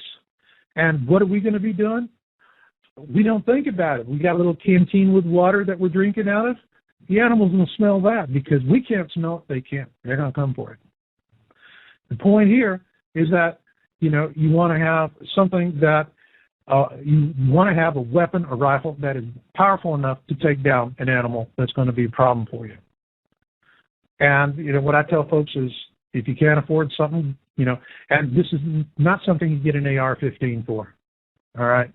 You got to get real exotic ammunition for an AR-15 to take it down. You can sit there with an AR-15 and put bullets in a big pig, and unless you get a real lucky shot, it's going to take you a while. But you have a good old 30 cal, you got yourself a 30-06 or a 308 or whatever, you'll take it right down on the first shot, and that's what you need. You need something that takes it down on the first shot. You probably won't get a chance at a second. So you want a rifle that's going to have enough knockdown power to take down a crazed animal. They're going to be crazed humans as well. You work that out in your own mind is where you want to go. But what I can tell you is that if you think you're going to mix it up with the homers, that's what I call Homeland Security, and win, I don't know about all that. These guys got enough ammunition, right? They got enough 40 cal hollow point right now to kill everybody in the country. I mean, it is just amazing. They just put another massive order in for millions and millions and millions of rounds. I mean, like NOAA has like a handful of enforcement officers. And these guys have got enough ammunition it would take them the rest of their careers to shoot it if they were going to the range every day. So why do these guys for the weather, why do they need all these bullets? Well, what they're expecting, people are going to get crazy.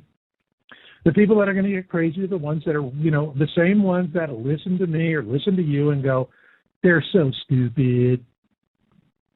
Yeah. And then the guacamole hits the fan. And they're going to be crazy. They're going to be completely crazy. They're going to be completely off guard. They're not going to be at all prepared for it.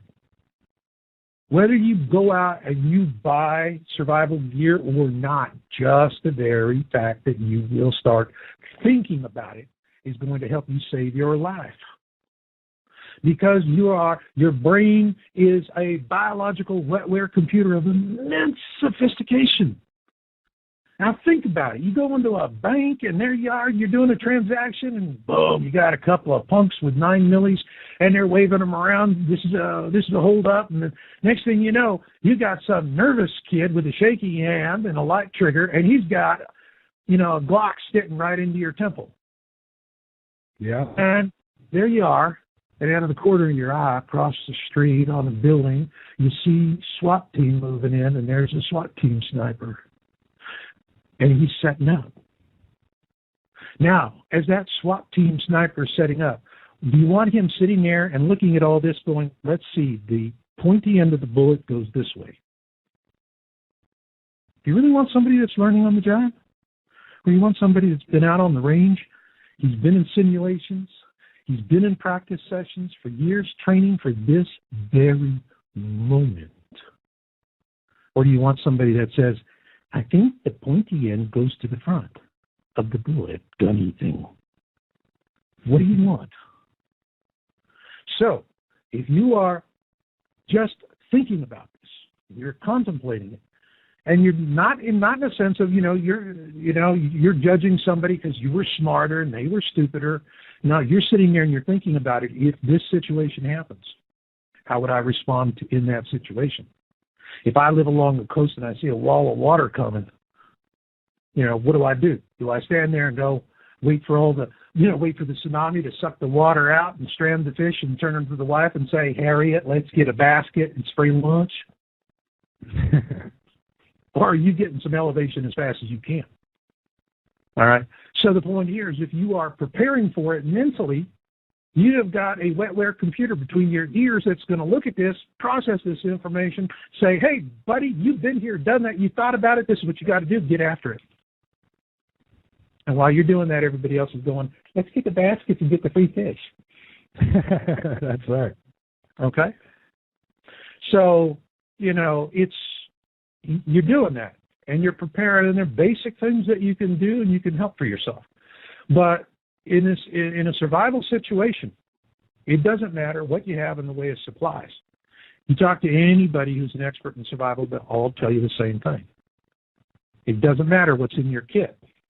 What matters is your ability to A, assess your situation quickly, B, formulate a plan, and C, take action on that plan even if you know it's not the most optimal plan. You do those three things, you're going to start buying a few days of life. But if you're sitting there with, talking like a debunker, oh, it's all a conspiracy that these guys did, then you're going to die with conspiracy on your lips. That's right. All right? So you've got to decide how you're going to face this thing. And then I get people, they go, well, if it comes, I want to put a sign of myself on my house that says ground zero here. Great. Dumb luck, you're not ground zero. What are you going to do next? I've said that, Marshall. I have said that. It's like, if it comes, I hope I'm the first one knocked out. Well, frankly, I understand that, and that's not, because it will be a time when the living envy the dead. It will be a time, if the worst comes, when a good day is when you can find something to eat that you can hold down without puking. That'll be a good meal. That'll be a good day. Mm-hmm. It's going to be that. There'll be tough times. They'll be so tough, you'll envy the dead if you're not already eating them. Right. So, that's what I see on that end. Now, may I turn 60. I've had a good life, and I know one thing about something like this. These are hard, hard times for very young and very old. I don't expect, because of my age, to do as well, even with all of my understanding and background. But I will live in service to help those with me so that they can survive, that they can get to the backside of this, because after all this settles down, there will be a day when there will be blue skies again. I call that the backside. It's why I always end every conversation by saying, I will catch you on the backside. It's my way of saying, I hope I live through this, and I hope you live through it too. Because what's on the backside? I don't see some sort of Mad Max Orwellian world. This is going to be an evolutionary event. And here's why.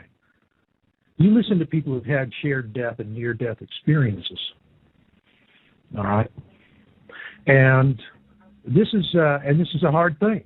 I was just reading a book about, it was a boy who was reincarnated World War II pilot, the most documented case for a past life ever. This guy's actually meeting people alive and identifying them, named them, and it's a little child. How's that child supposed to know? And what I was reading in there is that the parents were very devout, and they just were freaking. They were just freaked out about it all the way around. And they finally just had to find some way to make peace between their belief systems and the reality that their son had this, was having a past life experience. The point here is that people that have near-death experiences, shared death experiences, major out-of-body experiences, I've had shared death and out-of-body experiences, and I can tell you, once you have seen yourself as an eternal being, all right, once you see that, then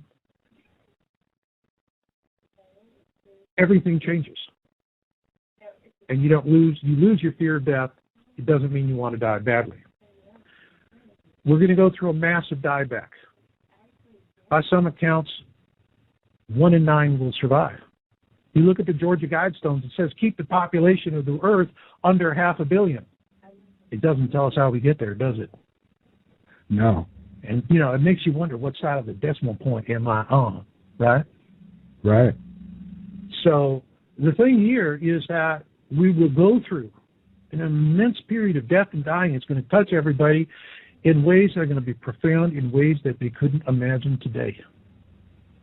And when that happens, our value systems are going to change.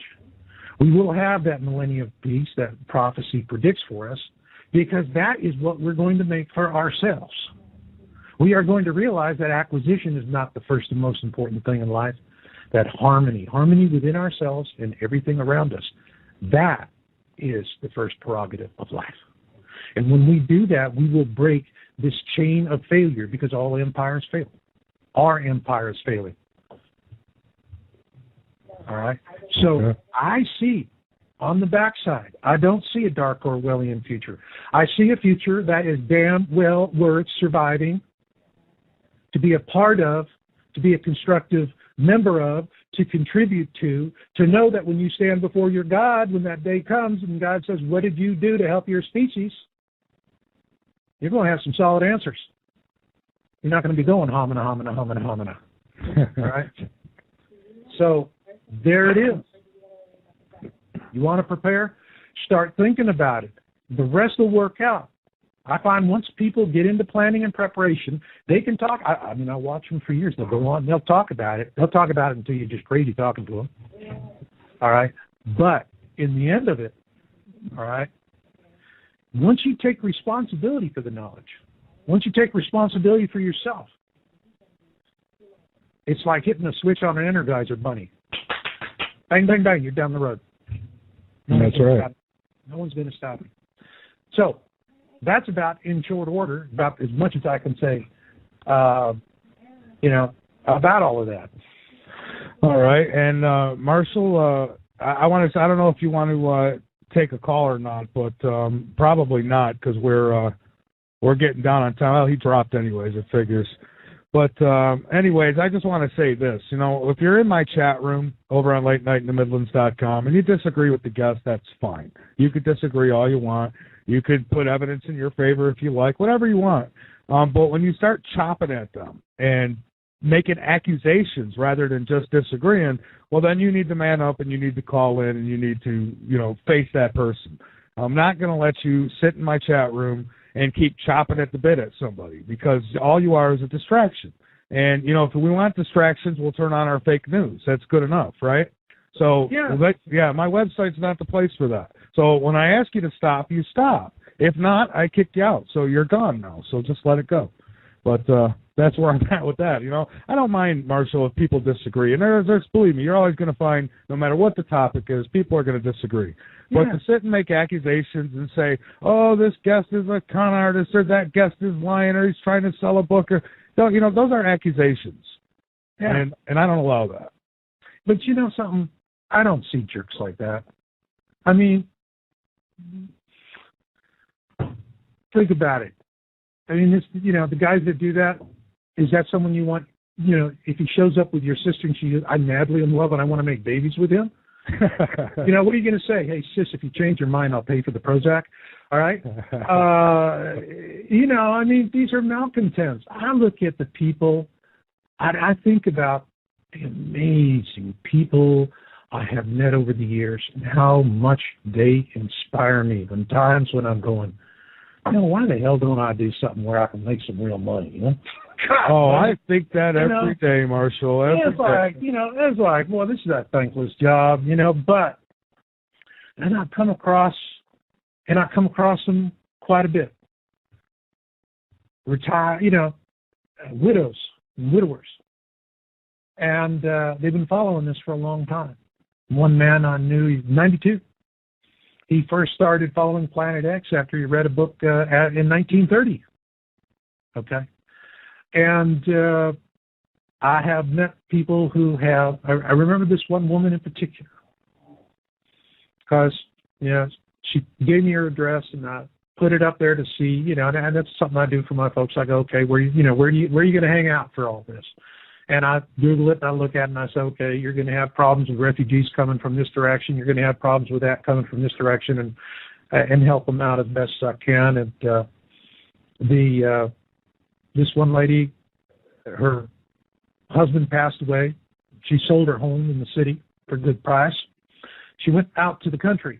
And these people are typically looking for these small parcel farms that the corporate farms are coming in and throwing family farmers out left and right. And so they sell off their farmland, and what they have left is 10 acres and a house and a barn. Well, it's out in the middle of nowhere, but this is where this woman went. She found one of these nice natural well and everything, garden, the whole stuff. And she's telling me about what she's doing. She goes into town on a regular basis to the Salvation Army and other thrift shops, and she's looking for clothing for men, women, and children of all sizes in all natural fabrics. Everything's natural, nothing synthetic. Looking for sleeping bags, looking for umbrellas, all kinds of gear.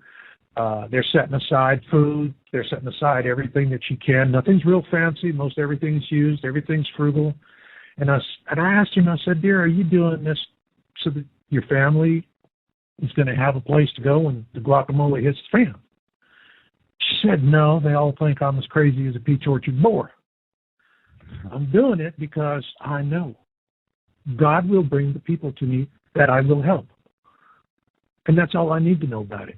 Right now, I just need to prepare. And these are people that are very well educated, very capable people. She could have just spent the rest of her life, took a reverse mortgage and gone cruising until she died. Mm-hmm. Well, no, today that you can die pretty fast. But anyway, she was, but still the same. You know, she was doing this, and I come across these people who are quietly preparing, not for themselves or for their own families in particular, but they're preparing because they feel they have been touched in a special way that you do this. And like Noah building an ark. Think about poor old Noah. How many times did somebody walk up to his wife and say, hey, your hubby's one short of a six-pack, Toots? Okay? Yeah, I know. Now, once it's raining and, you know, and they're banging on the ark, you know, screaming, hey, I'm ready to have that conversation now, open up. No, too late. Too little, too late. And, you know, and here's an important point. And I think there's, for those of you out there that want to survive, and it's an important point to think about. the story of Noah, and you go back and you reread that. And I'm going to give you a different definition of Noah and why Noah did not open the door of the ark to let those people in that were drowning. And it had nothing to do with God judging anybody. That's allegory. Because the fact was, Noah was the naval architect, master, and commander of a vessel charged with the responsibility of restoring terrestrial life on a planet after a global disaster. And as a master and commander of a mission of such importance, he understood that if he opened the doors and he let these people who were completely unprepared and hysterical into the ark, they would have thanked him on day one, and on day two, they would have had a meeting, decided he was an idiot, and they need to take over, and that's it. The ark will burn, the mission will fail, and the earth would be barren. That's right. So, that's the kind of Noah you need to think like. You need to be mission-focused. You need to be thinking about it. You know, you're driving down the road. A culvert offers a hell of a lot of protection. So when you're in the car, tell the kids, I'll give you a quarter for every time you spot a culvert. Train those kids to start looking for places of safety. All right? Give them a quarter. Yeah, it's blackmail. It works. That's right, it does. All right? And those are the kinds of simple things that you can do. And as far as it goes for the jerks and the assholes that got opinions, like everybody doesn't have one, okay? Well, God must love them because he made a lot of them. But it don't mean you got to love them. Oh, you don't know how true that is. Well, you do know how true that is. But, yeah, absolutely. I live next door to some. Yeah. You know, and that's just the way it is. And if you're doing it, and I know for some folks it's so hard, you know, the first thing you want to do is you want to sound the alarm when you come across it and tell everybody. But see, you don't understand because everything has to go through stages. In stage one, this is what I described in my YouTube video, 5 stages of catastrophism. And what I explain there is the first stage is that first stage where you say either, you know, no, this is going to stop right here. And that's 99% of the people. Or you're one of the few that's got enough guts to actually ask the question, what am I looking at? And once you do that, then the next stage is what I call the first stage, I don't have time for this crap. Second stage, I call, oh crap. Oh crap is when it finally dawns on you and it gels, something finally pulls it all together and you're saying, wow, this could really go very, very bad. And that's when you're laying there and the scenarios just start running through your mind. And you start to get acquainted with every nibble, nookie, and crack in your bedroom ceiling. And you're going to agonize and agonize on that until finally one night you're going to look at the ceiling and you're going to go, the hell with this, I'm going to repaint the ceiling. Okay? Now, that gets you in to share the crap. And because now that you've seen it and you've proved it to yourself, you want to go tell the people you love and you care about, because that's what we do for people we love and we care about. But you forget the fact that they're still back at stage one. I don't have time for this crap. Okay? Yeah. And so then once you finally have fallen off enough Christmas card lists, you know, when no one wants to hang around the water cooler with you, when you're eating lunch alone, that's when you're into stage 4. And stage 4 is just crap happens. And that's you become resigned to it. And you accept the fact that you can't drink enough booze or pop enough pills to keep this out of your noggin. Whether you like it or not, you've got to go the distance.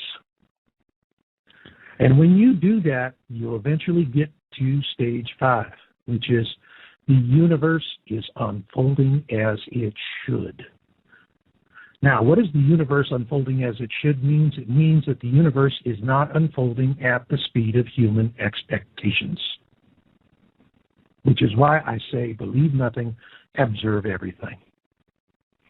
Because if you are doing that, and you are observing, and you are impartial, you will know how to react smartly and in a timely way to events as they unfold. And that, in a nutshell, is my survival lecture. Okay. Well, and it's just in time, too, because we've got about 5 minutes left, Marshall, and I want to give you an opportunity to get out any information that you'd like to get out. And, I'd apologize for the crazy calls, but I guess it comes with the territory, right? Hey, what are you going to do, Yeah. But, folks, there's a quick link to get to my current work, which is twosunsinthesky.com. My main website is Your Own World USA, YOWUSA.com. You can follow all of our work. We have articles going back, years and years and years back to the very beginning. And you can see how we evolved through the topic and read through it. And you can see where we stumbled and where we got it right. But it's just a point of reference, because in the file analysis, it's about the truth that resonates inside you. And as I said, it only happens that way when you, and you alone, put it there. Which means observe everything, believe nothing. You do that, now you're going to survive. Now you're going to be fighting for your life. And and I have to say, in my mind, I'm thinking to a time when this finally hits the mainstream media. You finally see it on CNN or whatever. How crazy it'll be. What are they going to be doing? They're going to be doing what they've always been doing, selling credit cards and tampons. Yeah. Okay? They're going to be who shot John, finger pointing, the fair and balanced thing so that you can't come to a consensus. It's always the same thing. They bring on 4 or 5 experts that really understand everything, been fully vetted, and they get one gratuitous debunker, and they don't know anything more about him than somebody said, hey, I put a mirror under his nose and it fogged up. Okay? That's about as much as they vet debunkers. The media doesn't vet them. All they want is someone to come on and to just simply trash you. So that then they're off the hook. They can continue playing this, fair and balanced game. There is nothing fair and balanced about the media. It's all controlled by a very small handful of elites. And these guys that control these media outlets are the ones that have the Gold Wonka tickets to the bunkers. But what I'll tell you one thing is when you start seeing Gulfstream G5s lining up on the tarmac in Denver like a serious case of the hives, dying time is near. Mm-hmm. Well, we know that Denver is supposed to be, or Colorado is supposed to be the headquarters for the New World Order, I guess, when all this takes place. So probably someplace you don't want to be. Other than that, I think it comes down to luck of the draw of where you are. I mean, outside of being on the coast, you're pretty much toast. But as far as the middle of the country, I mean, these guys that want to hide in bunkers are probably going to get buried in them. You might want the bunkers. Yeah. A lot of them are. I tell you what, there's an old expression, nothing ever goes according to plan. Yeah, exactly. And, the Nazis learned that in Russia. There was a German officer who wrote home, and the letter was quite poignant. And he described the conditions that the Germans found themselves in with Operation Barbarossa. And he said, it's like an elephant attacking an anthill. You can stomp thousands of ants to death, but in the end, they'll swarm you and eat you alive. Absolutely. Yeah. Well, Marshall, we've come to that time. So by all means, websites, any speaking engagements, or anything you want to throw out there, please do. And let me thank you so much for joining me tonight. I do appreciate it, and hopefully not so much space in between the next speaking. All right. And folks, I'm doing these interviews for one reason. If you know somebody in Costa Rica, somebody who's going to go take a vacation in Costa Rica, and they got a day to go up to the top of this volcano to go see if they can find this rock these crazy Americans are talking about, please pass the word along, would you? YOWUSA.com. You can get to it from there. My YouTube channel is YOWBooks, YOWBOOKS. The video is Object of Interest. If you will watch it all the way through, all of the questions you will have halfway in will be answered halfway out. But you got to watch it all the way through. That's right. And I have. All right. Yeah, yeah. I'm not one of those people who look at something and debunk it in the first 2 seconds, and then, I want to watch the whole thing, give it a chance. And I watched it, and I says, hey, I've got to get Marshall on this show. So cool. I appreciate it. All right. Well, I enjoyed being on. Always do. Look forward to the next time, too, Michael. All right. Well, so do I, Marshall. Thank you so much, and keep up the great work, my friend. And we'll keep reporting on this as long as it's sitting out there by the sun. We're going to keep letting people know what's next. And I appreciate what you do, my friend. Well, thank you so much. Keep raising them flags of discontent. Absolutely. All right. Well, thanks again, Marshall, and we'll talk to you again very soon, my friend. You got it. All right, everybody. That's Marshall Masters, and again...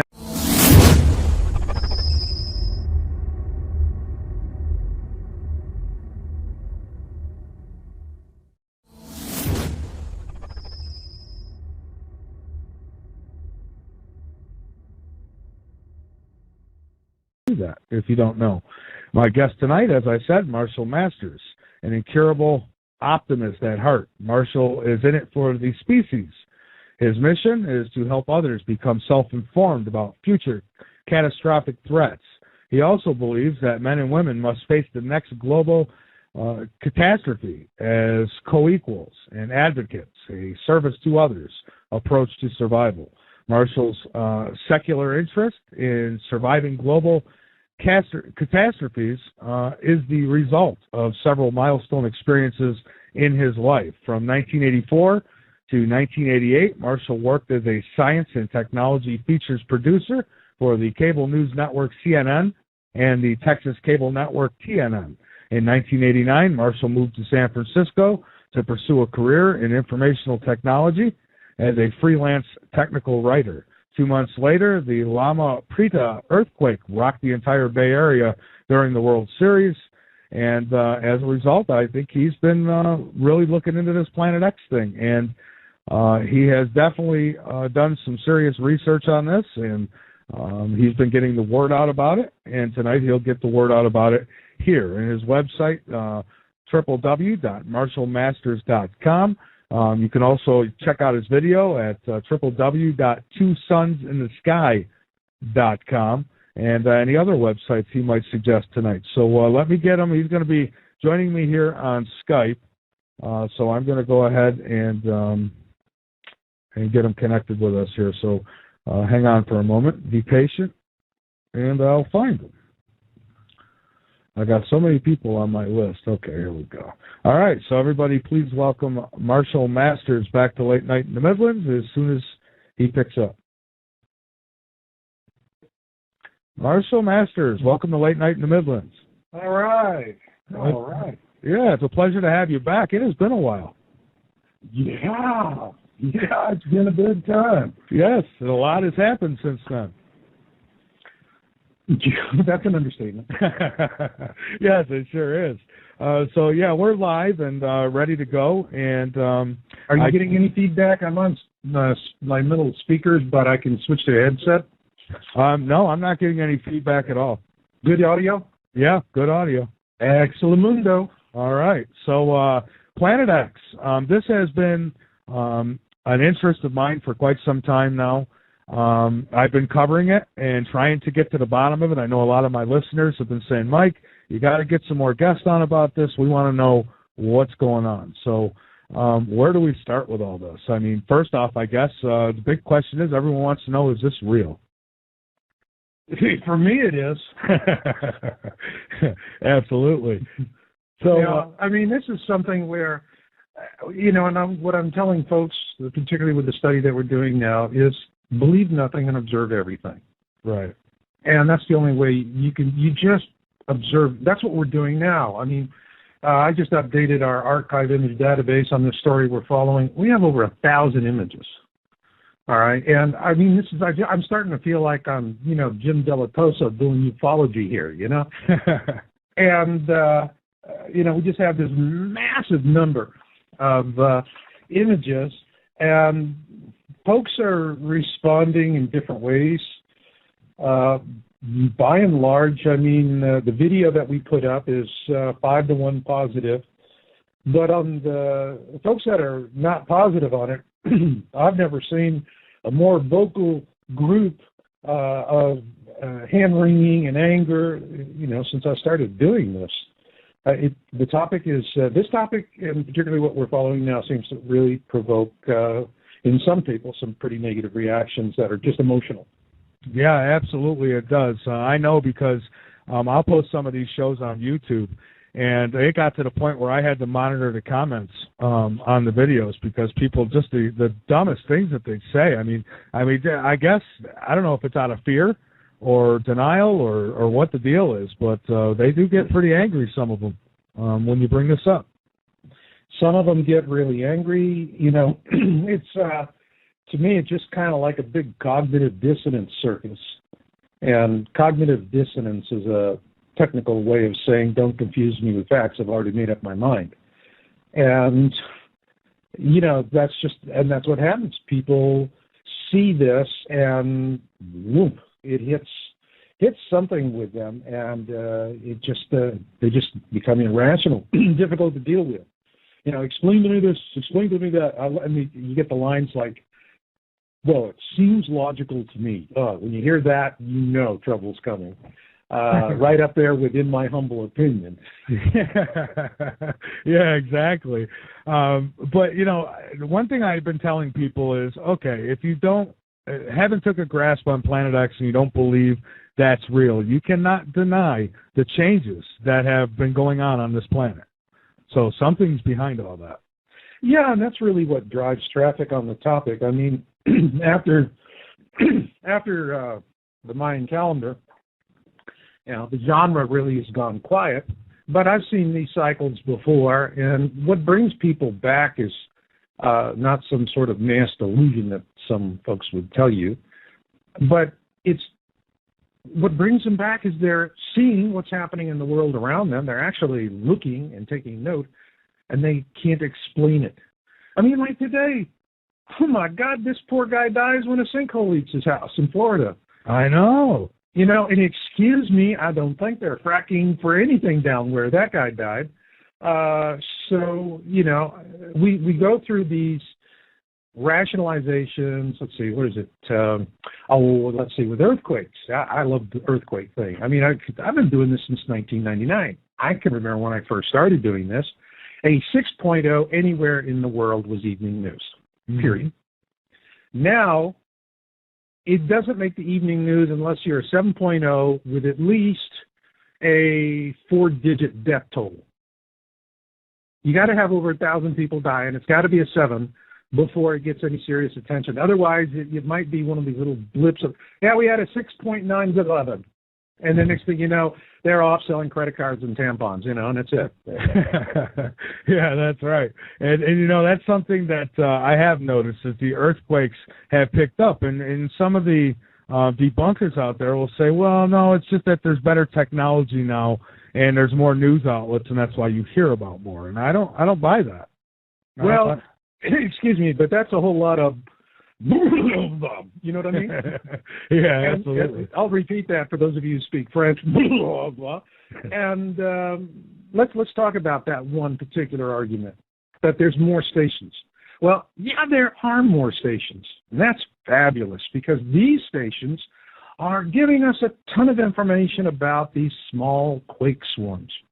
See, the point here, and what they don't tell you on television when they hand this load of bull to you, is that any one station on the planet can monitor any 6.0 anywhere on the planet.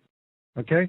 So, and those are the quakes we're really worried about. This, the 6.0 and above. Like the ones that are kind of happening most every day now. Yeah, I have a tracker a little app that I put on my website, and I go through it about every day. I mean, here it has a 5.1 in Santa Cruz Islands, and I'll see every now and then. I'll see 5.8s or 6.0s, but I'll see them every day, and I don't hear anything about them on the news. That's right. And then they come on and they say we have more reporting stations. And when they do that, remember that great line from Jeff Foxworthy, "Here's your stupid sign." Yeah. When I hear that one, I go, "Here's your stupid sign." You want to buy that, go ahead and buy it. All right. Because the fact is, only one station is necessary to monitor the entire planet for 6.0 and above. So it's all the microswarms. But that's important too, because we have been watching these swarming activities, particularly in the Canary Islands. We saw with Hero, which is in the archipelago south of La Cumbre de Vija, that the volcano that we're worried about, that if that goes, then it collapses the left flank of the island and sends a wall of water to the east. Hero, huge quake swarming activity, and the entire island is lifted by all of this magma activity. And I mean, it was really scaring the heck out of people. Was that mentioned in the news? No.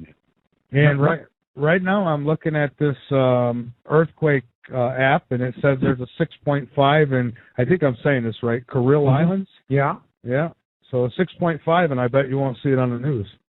Any death toll? No, it's not saying anything about death toll, just 6.5, and it happened Friday, March 1st, it says, at 13:20 hours. Nah, that doesn't meet the criteria for if it bleeds, it leads. Sorry. Yeah, exactly. Yeah, they need a lot of death. Can you give me a bloody story? I was just being facetious. I don't want a bloody story, but that's what the media says. Just give us blood. That's all. We were, blood they got to report. The rest of it, unfortunately, dead white females and fallen rock stars and sports guys, and I don't know. I mean, it's all these yellow journalism topics that they kind of seem to roll through from one to the next. That's right. So tell me, when did you said 99 is when you first took an interest in Planet X, and tell me what it took for you. I mean, you obviously did a lot of research, and at what point did you finally say to yourself, oh my God, this is real? Okay. Well, in 99, what we started with, in 1999, my first thing I started with the Millennium Group, and then I started wanting to study global warming, and the guy who was running that site called me a uniformitarian, and I didn't know what that meant at the time, other than it was just time to go somewhere else. And so I got together with some other folks, and what we were doing was we were trying to determine this because during the 90s, all right, I had a travel business to Russia as a tour operator. And for several years, all right, from 93 to 98, every winter, fly out in December, fly back in January, always on Aeroflot. Well, I was in the travel business, you get a deal. But also I like the Russian jets. They're more comfortable than American jets. And they took the polar route, which was more direct. And I'm always going over the pole. Not going over is at night. But on the way back, it was always during the day. And I never forget that first time sitting in an Aleutian at 35,000 feet with my face glued to the window, for hours. I grew up in Arizona. To me, snow was something you went to the corner 7-Eleven, they put it in a cup with some flavoring, bada bing, there you go. Okay? And I'm seeing snow as far as I can see from one end of the earth to the other. It was the very first time in my life I ever saw blue ice. That's old ice. Wow, that was amazing. It was all beautiful. It was unbroken fields of snow, just as far as you could see in any direction. And over the years, progressively, year after year, it was never kind of like highs and lows, up hills and valleys, as Johnny Carson would say. It was just a steady deterioration. And by the last trip I made in 1998, what had originally been in 93, this incredibly beautiful field of white snow and blue ice, and was so busted up now, it looked like the broken windshield of a car in a wrecking yard. It was that smashed up. Wow. And when I saw that, I said, okay, do I believe my lying eyes, or do I believe the guys the energy companies are paying to tell me not to believe my lying eyes? I pondered on that for about half of a New York minute, and it was definitely, I'll go with lying eyes. And that's what I was really trying to figure out. Why was the pole melting? And we got into that, and we started saying, okay, you have global warming, and then the whole case is it's anthropomorphic warming. We're emitting all this CO2 and, burning the lungs of the planet, the Amazon rainforest, and all these other things that we're doing. And the question was, is mankind solely responsible for what we're seeing? Well, we did a lot of study, 3 of us doing this, a small group of Minsons. And what we found was that anthropomorphic causes are authentic, and they are contributing dramatically to the problem. But what's principally causing the weather is that it is coming from the sun. And, because you go back and you see it. I mean, the sun is warming a very small amount, but a very small amount for the sun, down to less than 1%. For us, that can be a big percent. And so that's what we were seeing, was that the Earth was warming in response to the sun. And what told us that was we started looking at what was happening with the other planets in the system. All right. I said, okay, we got an atmosphere. I was just going to say that. Yeah. We got an atmosphere. Mars has got an atmosphere. Okay. What's happening? Well, we look at Mars. You look at Jupiter. You look at anything that's got an atmosphere, everything's perturbed. And even more so today. It's even more so extreme today. So we see all of this going on. And obviously, if it's just the Earth and Mars is not having any kind of warming. By the way, the warming on Mars, if Earth experienced that same degree of warming, we would be extinct as a species, period. Right, because Mars, I believe they registered a 40-degree temperature on Mars about a month ago. Yeah. And it's 40 degrees. We can live in 40 degrees. Yeah, kind of like Poughkeepsie. But but so, we're seeing all this stuff, and we're going, okay, so it's the sun. Well, what's making the sun good? Now you got to, you get to these decision forks on the path. Next decision fork on the path is this natural variability of the sun, all right, or is the sun responding to an interloper? So we've got 300 years of information on the sun, which really, we think 300 years is a lot. It's kind of like a fast blip on a cosmic scale. I mean, our whole species on a cosmic scale fits somewhere very nicely between tick and tock somewhere. Yeah. And so we're seeing this and we're going, all right, we've worked through this. The sun this is not natural variability because the warming trend started after War II. Okay. And that's when the data took us back. It was after War II. Well, next thing is, if it is obviously the sun, and this is not natural variability, then it is a perturber. That brought us to the next decision fork. If it is a perturber, the perturber is going to be one of two things. It's going to be a rogue, which means it flies into the system and flies out of the system, and thank you, it's gone. Let it be a grief for someone else.